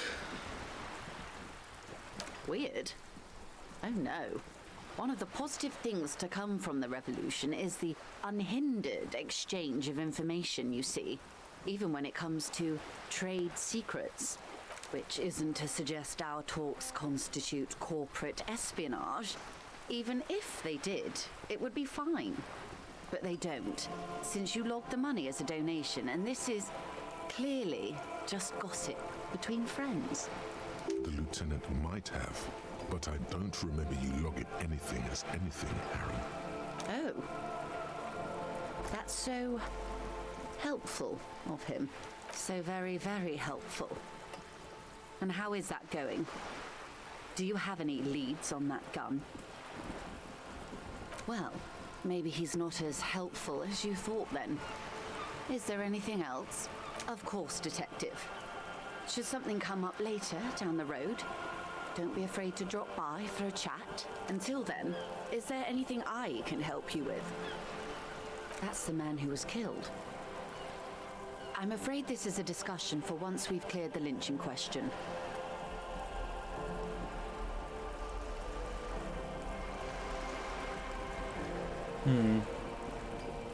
Better not tie the four-stage. Somehow she is the least racist person. This is something fair. else I can help you with. She wants to answer the question.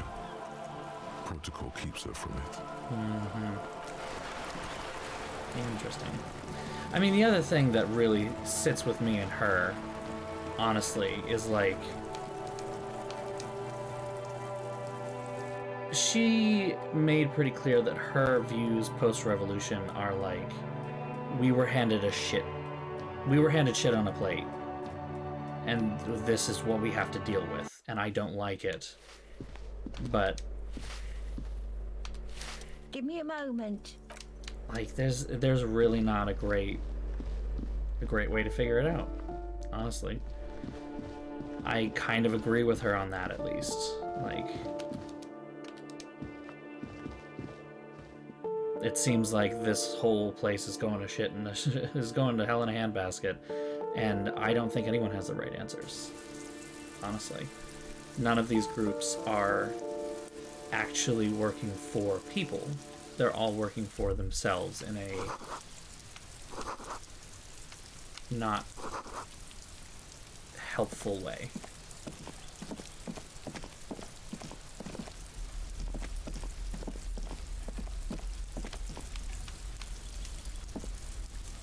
This door is made of metal, and no one answers. Looks like he isn't home. You should come back. He isn't home. I should come back after 21. I figured 2053 would be close enough, but apparently not.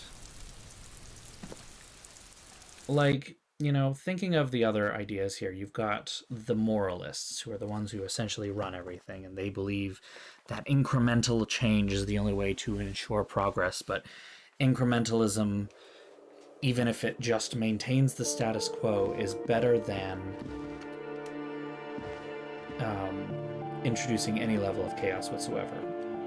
Hardcore disagree. You do not hold the status quo if the status quo is in of itself, like, because the thing that really hit me was in the whole like head conversation that he had was like the incrementalism voice, the whatever, the moralists were basically like,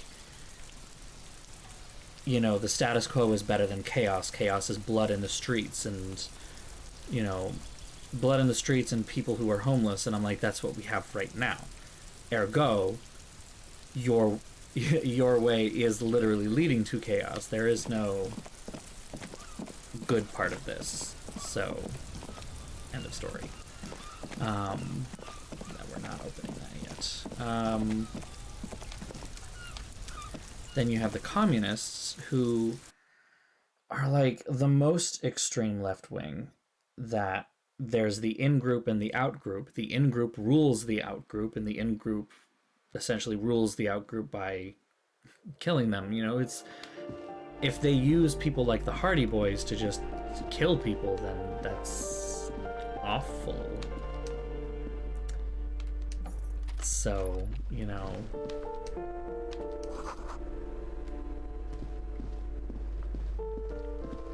then you have capitalists who want to just make it even more corporate and privatized. That's certainly not going to help anybody.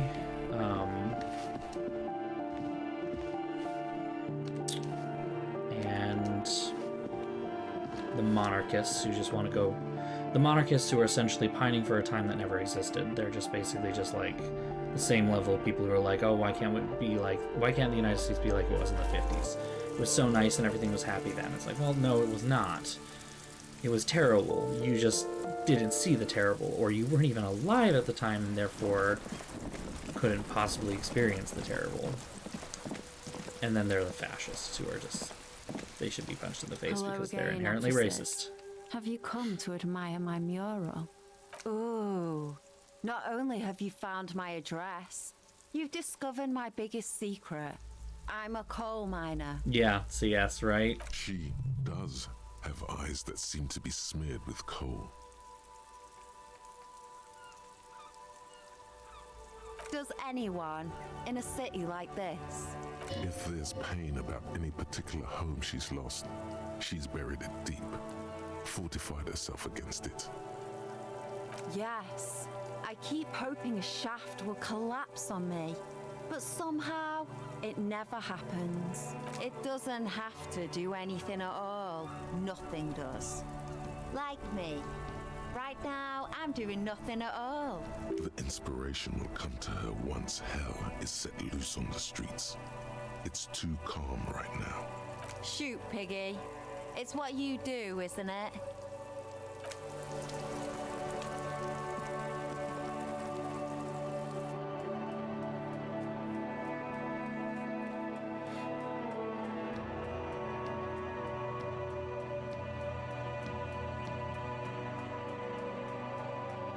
Let's see what time it is.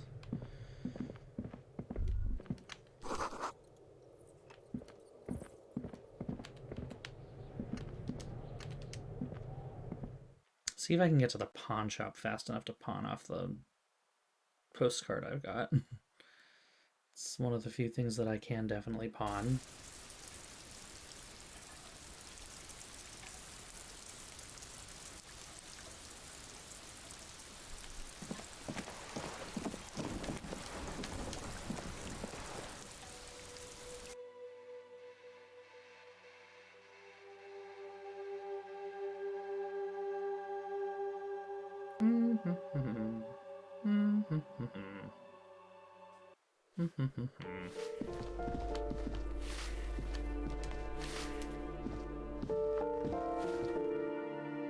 I think we're almost done with the day.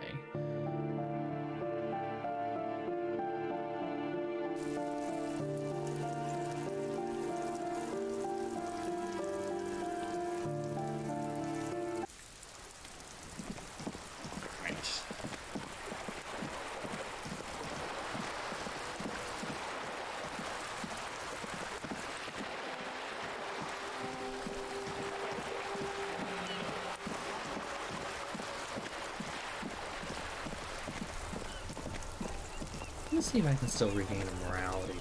A bit of morale by mailbox. patting the box here. Good mailbox. The box seems happy. Ah, damn it. I had hoped that would work again, but that makes sense that it only works once.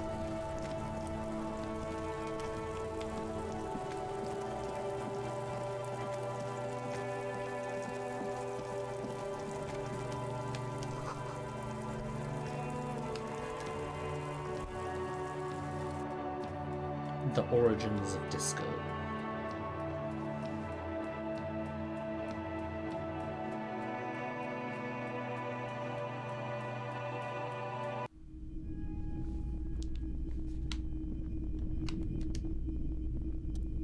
Hello. Sure, let me have a look. Anything else you're thinking of selling? I didn't want to do that. What the hell?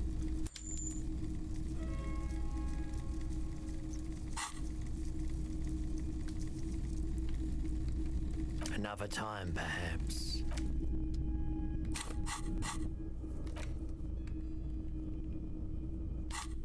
Right, I have my ledger. I can attempt that again. Hold on.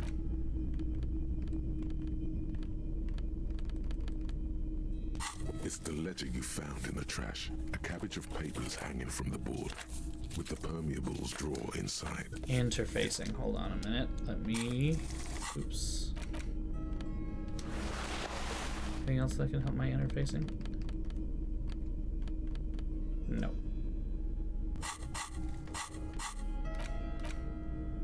It's the ledger you found in the trash. A cabbage of papers hanging is still Damn it. not strange. Why does it make you so angry? Well, we can put a thing in the... we can put one in there. Raise it up to its current maximum anyway.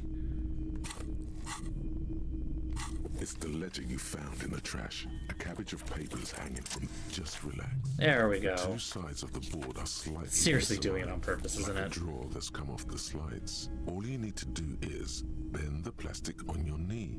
Slowly. The slides snap back into place. It should be possible to just, you know, without resistance or sound, the two panels move against each other. The compartment Finally. is now open. 2 ticket stubs and a handmade postcard.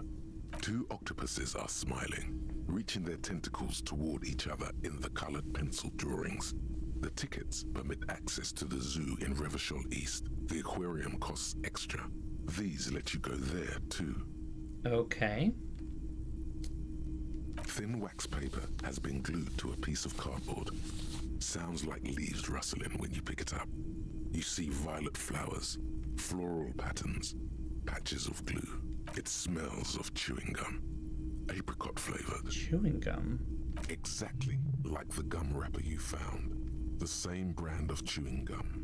Familiar handwriting lines the inside of the card. Looped, round letters in a woman's hand. A young woman in her 20s. There is care, effort, and a smile, you think. Although that is not something you can read from someone's handwriting. Interesting. Harry, it begins. You're already reading. I wanted to write you a letter so you can read it when you wake up. Maybe it will make you happy. Yeah. Your hand shakes holding the card. Every morning when I step out and you're asleep behind me, it says, I find a little piece of sadness in me. I carry it in my chest, down Voyager Road. Every step I take, it grows. By the time I reach the fuel station, it has filled me entirely. I step onto the light rail and look back. Sparks fall from the bow collector. I know it will be like this until late afternoon, when I get off the 42 and walk back to you. You. Every step I take will get lighter. It almost makes me run. Sometimes I do. I can't believe I met you. I can't believe the happiness I feel with you. You have a vast, vast soul, and I will always, always, always come back to it. Oh no. Kisses, kisses, kisses. You feel the air sucked out of your lungs and the blood sucked out of your head. Everything around you gets dark. Small white dots appear. That's not good. Sparks fall like snow from the bow collector. A streetcar distancing. You feel the ledger slip from your hand. No, hold on. To what? There's nothing. Okay, so I passed out.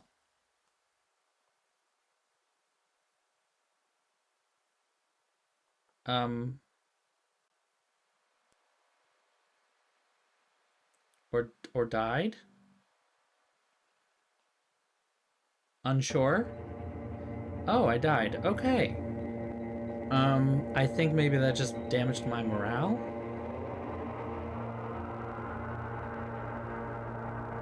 Okay.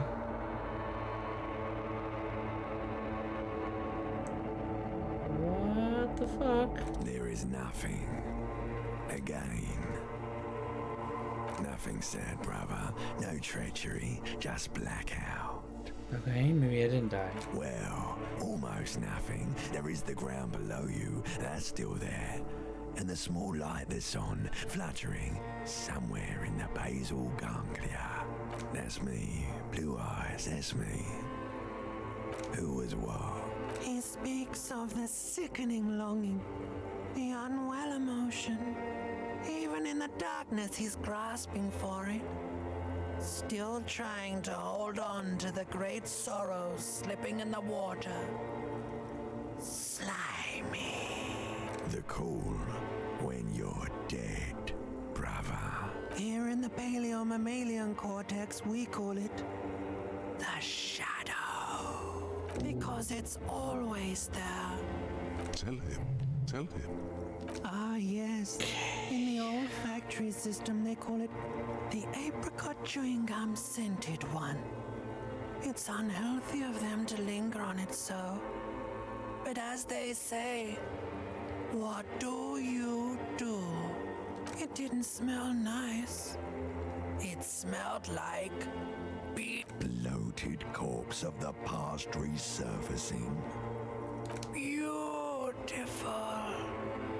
Believe me, stupid ape, its lack of beauty was not the problem. Yeah, this is talking about a breakup. There is no Voyager Road. There are no roads, no houses, no lights in the windows. It's all on pause. Your name is fuck all. It certainly ain't Harry. Your name is passed out on the ground, dragged around by one of the other evil apes. They're taking you somewhere. Yeah, man. What was that about? You think they would let you? Until you disintegrate into biomolecules? No. Someone is breathing on your face now, inspecting your pupils, stupid idiot. Yes, they're pouring something on you. It's in you. Apparently we should have waited for Kim, absolutely. It's delicious. Glowing lights on a dashboard emerge out of nothingness. Oh, hey, Kim!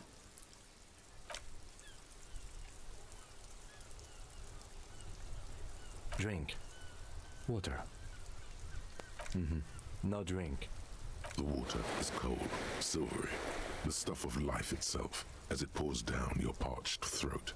The pounding in your head recedes. The beauty is Lieutenant Kim Kitsuragi. Drink. You haven't drunk water in 2 days. Did you know the human body is not made to survive on alcohol alone? You need a secondary form of hydration. With greedy gulps, you down half a liter of cold water. Some of it spills on the driver's seat. The lieutenant pays no heed to it. What happened?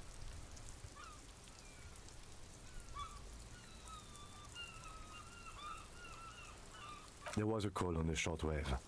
Officer passed out in Martinez. I had a feeling it would be you. I'm glad I got here in time. I don't know. It could have been quite a while. That does sometimes happen. That sometimes happens.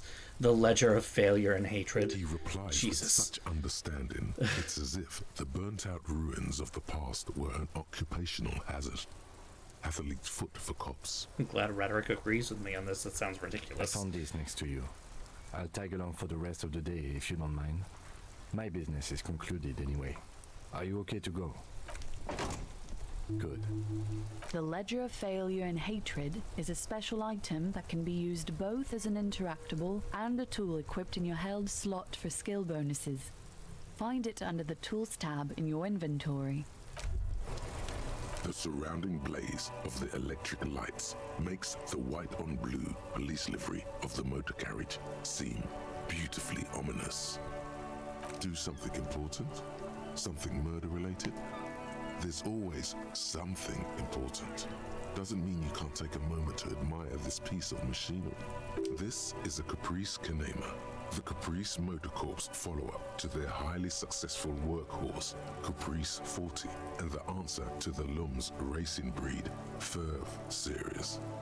With its air-cooled, rear-mounted 12-cylinder compression ignition engine, driving the rear wheels through a 4-speed manual gearbox, the Kanema is able to reach 100 kilometers per hour in 13.5 seconds and go on to a top speed of 180 kilometers an hour. The high center of balance is offset by a large battery bank mounted at the bottom of the cabin, feeding all the auxiliary systems and making the Kanema effectively a mobile power plant. Due to a quite steep price tag, it is very unusual to see one in police livery.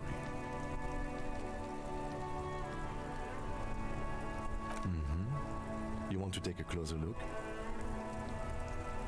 130. I reckon that's a 7-liter V12 I there. have no idea what... Man, He's having a that's car got to moment, I be a guess. major advancement over the KR18 GU engine on the old Caprice 40. Yeah, you know it? Yes, that's right. I'm very impressed that you know these things. Yes, an extraordinary machine. Kim likes Medium cars. headlights would improve the range and quality of the visual field a lot. Actually, I have a pair at home. Just haven't gotten around to fitting them yet. This I is need to lay flirting. some wiring for the ballast first. This is turning into pornography. You want to help? Thank you for the offer. That might be fun. Let's do the case Oh, first. they have a date now. Ooh. He liked the idea. Oh, look at that. All right, now we've got our gloves on. Let's take our gloves off. I want to know. Hold on.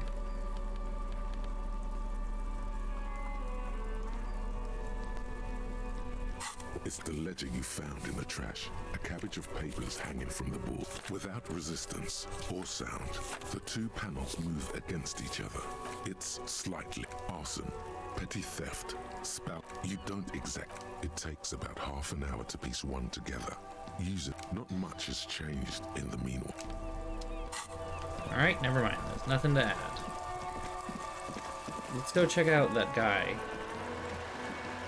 who's in his apartment now. That's something that we have to do after 21. So, this is good time.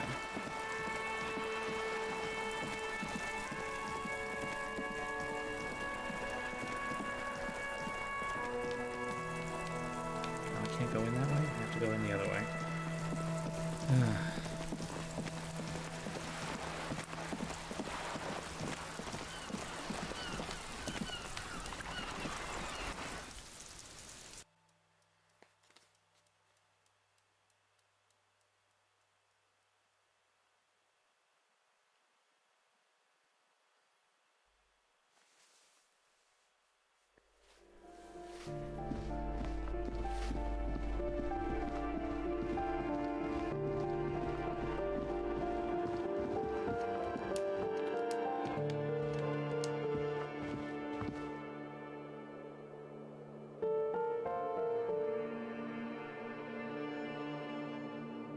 This music reminds me of And Then There Were None, the game.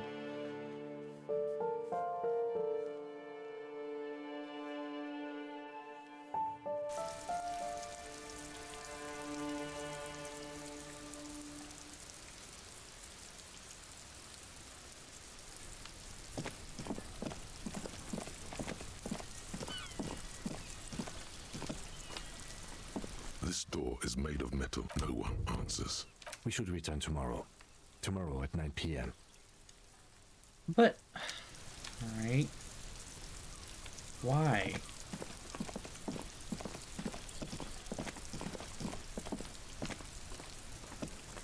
Freaking weird.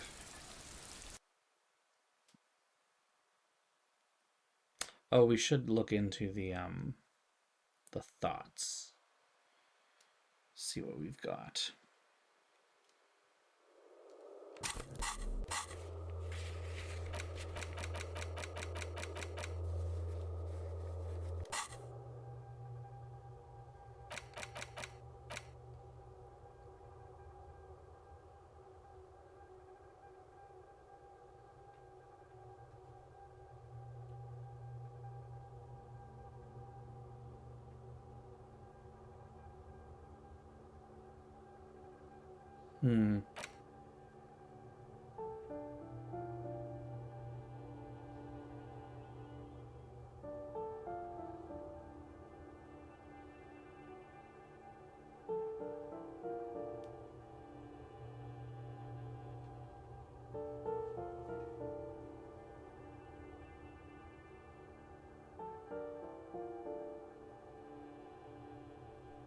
This seems important.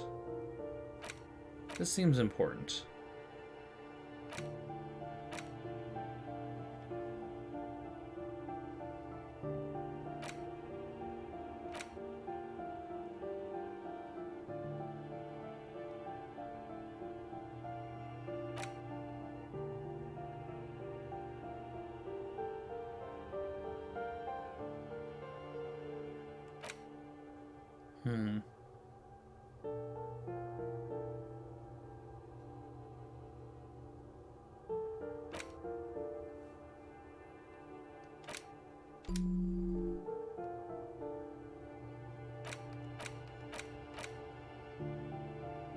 Both of them seem important, honestly. I'm gonna unlock them both.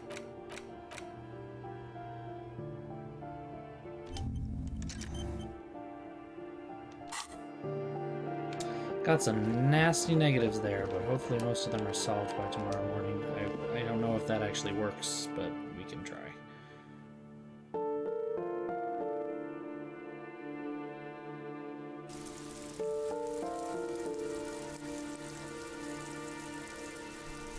I know that once they get resolved, those negatives don't always linger.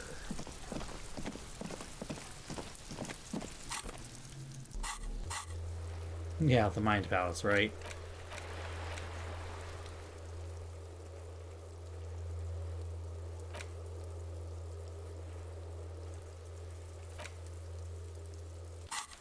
Okay, let's see if we can wrap up a couple more of these before we go to bed. We're pretty close. Considering we've only got 15 minutes of our own time to actually kill here, it feels like we can probably spend it wrapping up a few things in the game instead of moving to the next day.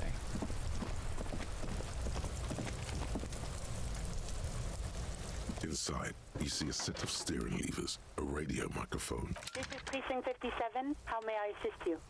Third officer, what's the number? And the make of the armor, if you know it. Got it. I'll contact the ICP database immediately. Call back tomorrow. Hopefully they'll have dug up something useful by then.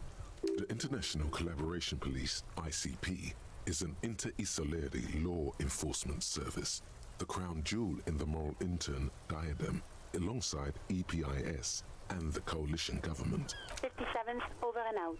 In the cabin, you see... Okay. Shablam. So that's one thing.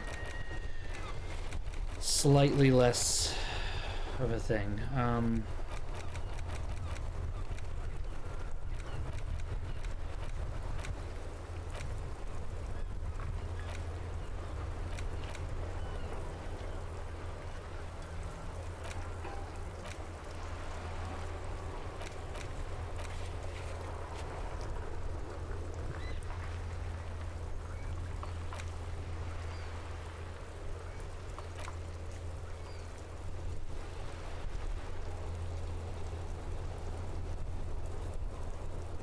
I would be so mad. Oh, I would be so mad, but you are right. I would be so mad. Okay, you know what? We'll call it a day. I feel like we have more to talk to Kim about with the daily debrief, so let's call it a night. We'll talk to him, which I think actually is one of our trying to figure out what's up with the pissing contest between the 41st and the 57th.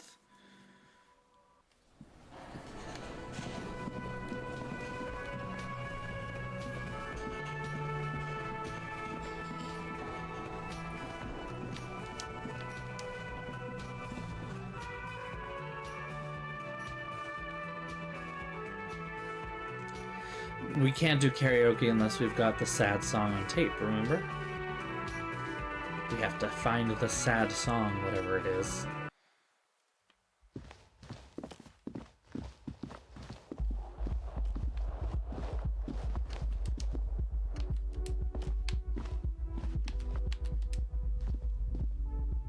Yes? What do you want to know? What's there to say? It's just stupidity. The cop kind. Our precincts can decide if Martinez is part of Jamrock or the Industrial Harbor. Yours or mine, as if we somehow own parts of the city. Typical street gang mentality. So we've let the Union make a mockery of law enforcement here. And now it's come to its natural conclusion. Well, sort of. It's less a matter of who gets to police Martinez than who has to. It's an orphan district, in other words. I think the dispatch desk just told both our stations about the hanging. There was quite a brouhaha at the 57th, I can tell you that. Time to settle it, they said. Cop off.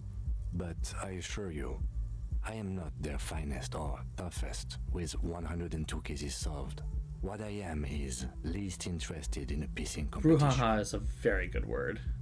So he volunteered to Nicely done, Elliot. Nicely done. Congratulations. On the contrary, somewhere in your mind hangs a dark green blackboard. There are two columns. One says cases solved, the other confirmed kills. The rows are endless.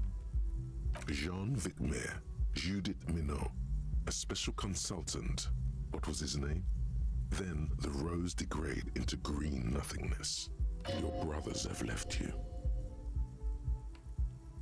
Yes, I'm an unrepentant spoilsport. Good job. Well, technically, the official record keeper has been known to double count murder-suicides. A common accounting gimmick used to inflate precinct stats. I'm good enough for this case. I'm not here to compete. I came because I had to. My fellow officers, the sergeants in particular, would have made this scene into a circus. Martinez? Nothing. It's just a puddle at the end of some drain pipe. No one cares about this place. They care about sports. Most of our colleagues don't even know how to get here. North of the interchange doesn't exist. It's all part of the master plan, you see.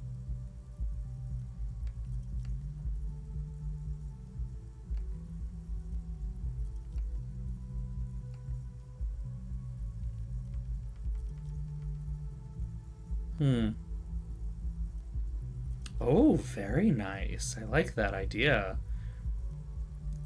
I mean, I don't have nearly enough books to cover a bookcase at this point, and now that I have a Kindle, it makes it even harder for me to have books. But it's a really nice idea. I like that.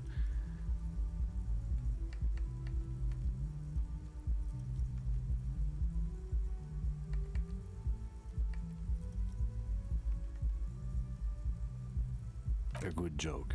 He does not actually think it was a good joke.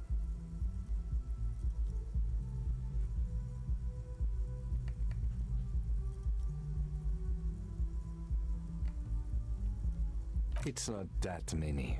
Officer, I'm sure you have a lot more cases solved. Now, was there anything else you wanted to ask about the competition? Yes, it's a wholly pointless matter. Forget I ever mentioned it. Look at you. It's because you're a failure. They sent you to slight Precinct 57. Just think about it for a second. You're a raging alcoholic who showed up 3 days late wearing piss-stained disco garb. You weren't sent here to win.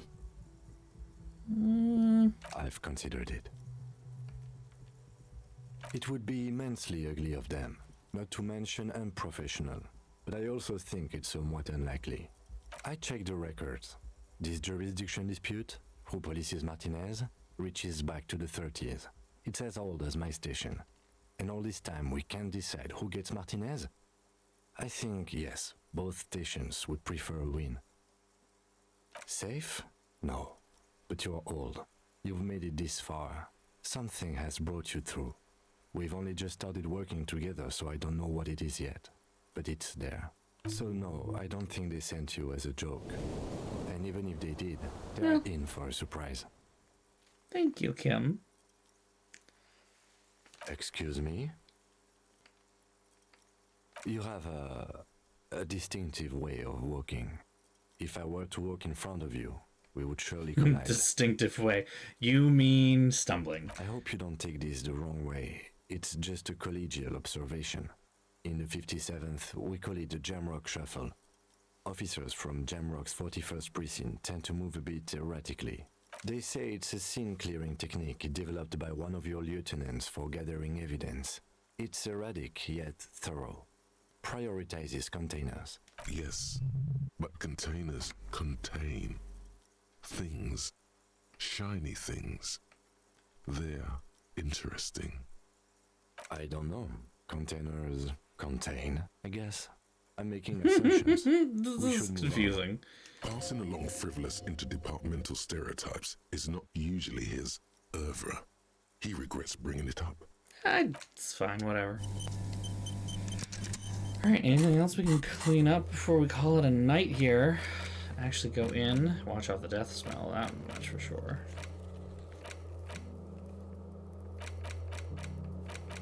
Yeah, that's pretty much it. Alright. Gotta go wash the hands. Yes? Night.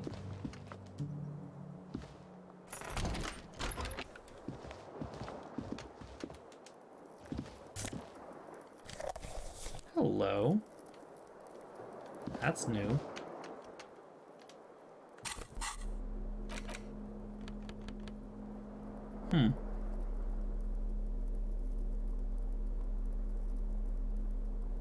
Well, hey, I have a name of a thing.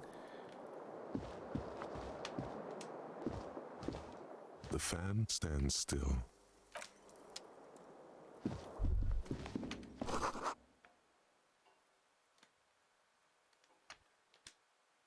A mirror hangs on the bathroom wall. The expression's still a thing. This is not the cleanest bathtub in the world, but it's cleaner than you are right now. Ah, that soap scum smell. It smells like life, at least compared to you. The bathtub slowly fills with water. The water beckons. Are we gonna get naked Harry here? Because I don't know that I want naked Harry. The water is only okay, good. warm, Fade to black. Except it's more like cut to black, but that's fine. Like amniotic fluid. A few beer cans are bobbing up and down along your flanks. Couldn't have taken the beer like cans out first? Duckies. You feel nice and lonely. And so tired. Okay, we can take the beer cans out. Now you are alone with your thoughts in the tub. But it's easier than being alone with your thoughts outside the tub. Your fingers grow pale and are covered with tiny whirls as the water cools. You see the corpse. You can still smell the cadaver on you. It's going to take more than one bath to get rid of that stench. Damn it. Then, houses along a narrow street. A video rental. Darkness on the planet's curvature. The waterline recedes as you stand. You are cold now. Your clothes stick to your still moist skin. Yeah, well, alright. That worked okay.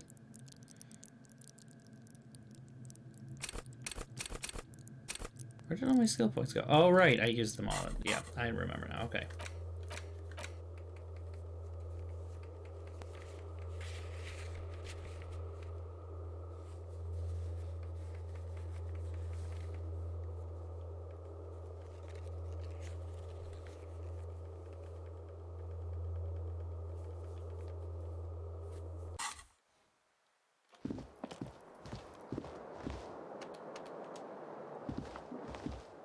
stands broken in its front. You see some lights shimmering up.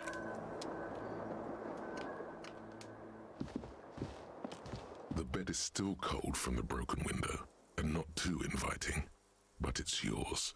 You've earned it. Can we actually sleep this time? The bed is still cold from the wind blowing in from the broken window. The mattress creaks as you close your eyes and try your hardest to fall asleep. What was that noise? Here we are again, my broken bud. Good. The waves are coming. This fucker again. Carrying you away. Ugh. But you can't go. No. You have to stay. Always half aware of yourself. You're not cooperating, brother man. It's your Seriously. Seriously. body. Even through your sleep, you feel a vague discomfort suffusing it. Your belly and your sides are unpleasantly tender. You wish you could curl up into a fetal ball of safety. But you cannot, because of the pain. That pain in your right side is your enlarged liver, by the way. As for your kidneys, you've really been compounding the damage lately. Liver damage. Every cell in your body is moaning in agony, asking, what did we ever do to you? I'm gonna say I'm sorry, cells. This is totally my fault. Now, you're finally thinking about something other than yourself. Let's see how far that'll get you.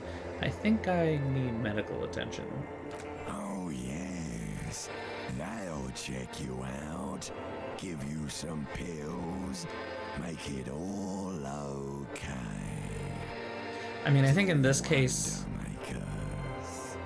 the consciousness is talking to the body. Don't be stupid, Harry. It's not happening. They don't make new kidneys and livers in hospital. All you've got to do is pray to God it passes and stare at the flickering darkness. You're just stuck here, in the half-world. Could try looking at other people, really looking. But why would you want to start doing that? Because I like people. Sure you do. They're all so friendly, aren't they? At least they're interesting.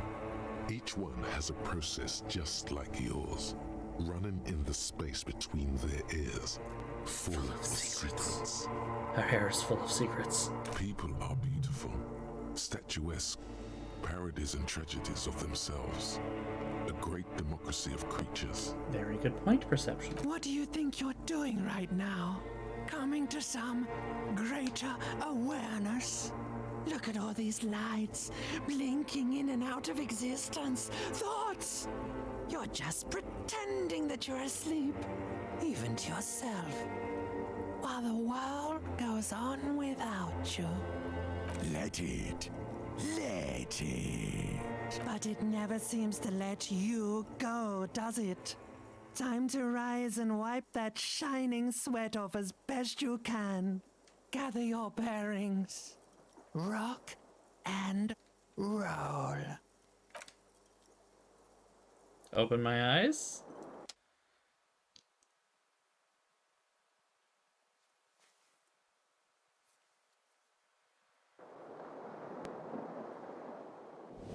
I can't blame you for it. I really can't. Hey, somehow I got healed morale out of that, so... Oof. Harry, my boy.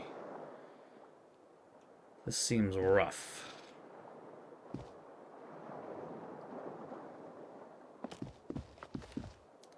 Good morning, good morning. Is the thing still here? A mirror hangs on the bathroom wall. Yeah. It's barely covered in steam anymore.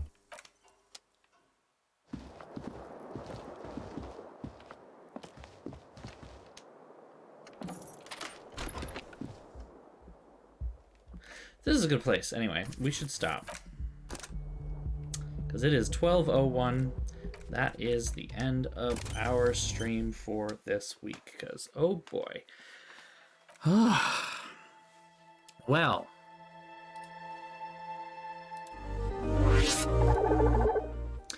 This was interesting. This got better than it did on Tuesday. I will say that. We got through stuff. Learned that if you fail a check, it is not permanent. There are some games I know that when they have checks like that, even if you have saved beforehand and you load a previous save, it's like it remembers enough that you're trying to essentially game it and tries to stop you. This game does not do that, so we know that. So if we do fail another check that we like really, really, really want to do and get, we can load a previous save. I'll just try and be a little more liberal with my saves. So there we go. That's it for tonight. I think that's it for our stream. Thank you all. 3%. That shit. Absolutely. Thank you all for coming as always too. If you are new here, feel free to follow us on Discord. I have a small community there. We all chat and we meme somewhat. I am honestly thinking about making that shirt that you created, Ragnarok, because seriously, that shirt I feel like needs to be actually made. Very tempted. I did joke with my roommate earlier that now we have our first actual channel merch. Not that I'm gonna make a lot of money off of it, but we have our first channel merch. And it's all thanks to you.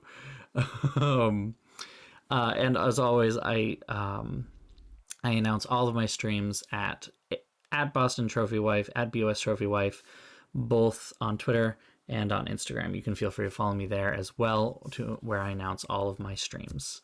So thank you all for coming again. And yes, honestly, the shirt is pretty great. And I'm not completely convinced that I shouldn't do something with it. I'm not completely convinced. It does have to be made disco. That's the thing. I feel like it needs to be like printed, and then I'm gonna get it, and then I'm gonna bedazzle it. It needs to be bedazzled. Anyway, that's our stream for the night. Thank you all for coming. Have a wonderful weekend. I will not be streaming this weekend, I don't think. Well, I don't think. I say that, and I know that Sunday is going to be a very droll and sad and rainy day here in New England, so maybe Sunday, maybe. Not even sure that if I did stream on Sunday, it would be more Disco Elysium. It could be, but we could also maybe go back to Arkham. So it's a possibility. We could go back to Arkham Horror, which everyone seems to hate, but I actually kind of liked. I don't know. There's a bunch of people who are fans of the board game that are like, this game is terrible. It doesn't represent anything well. And I'm like, well, I mean, I never played the board game, so this is my only exposure, and honestly, I'm enjoying it, so sorry. It's fun. I think it's kind of fun. I mean, I guess we're just the odd ones out there. A lot of people seem to really not like it. Or maybe this is just a matter of people who do like it aren't just not very vocal about it. I mean, I'm not going to sit here and say that it's not like the best game I've ever played, but I'm enjoying it. So, anyway, so maybe stream on Sunday. Keep an eye out for any announcement or anything on that. I'll probably announce it or talk about it on my Discord first. So if you want to be in on that Discord, of course, you can also follow the streams, follow my channel. It's always appreciated if you do, and you will get notifications whenever I am live. Usually that's Tuesdays and Thursdays, 8 p.m. Eastern Daylight Time right now. Keep an eye out for when that may change, because it will change as soon as June. There will be some changes coming up soon now that I actually can move. Guess who got an apartment? Guess who got an apartment? Guess who got an apartment? I guess that it is me. Woo! So, moving will have to happen at some point. We're still waiting to hear about the lease documents themselves. They have not come through yet. So it would be nice if she got them to us. Anyway, have a wonderful evening, everyone. Take care. Have a good weekend if I don't see you in the weekend. And sleep well. Stay healthy. Stay happy. And get outside on Saturday if you're in the New England area, because it's going to be nice. I'm honestly thinking about going golfing. I know that sounds really weird, but I haven't been golfing in years. My mother asked about it, and she has my smartwatch. So have a great night, everyone, and I will talk to you all soon. Bye-bye. Mwah.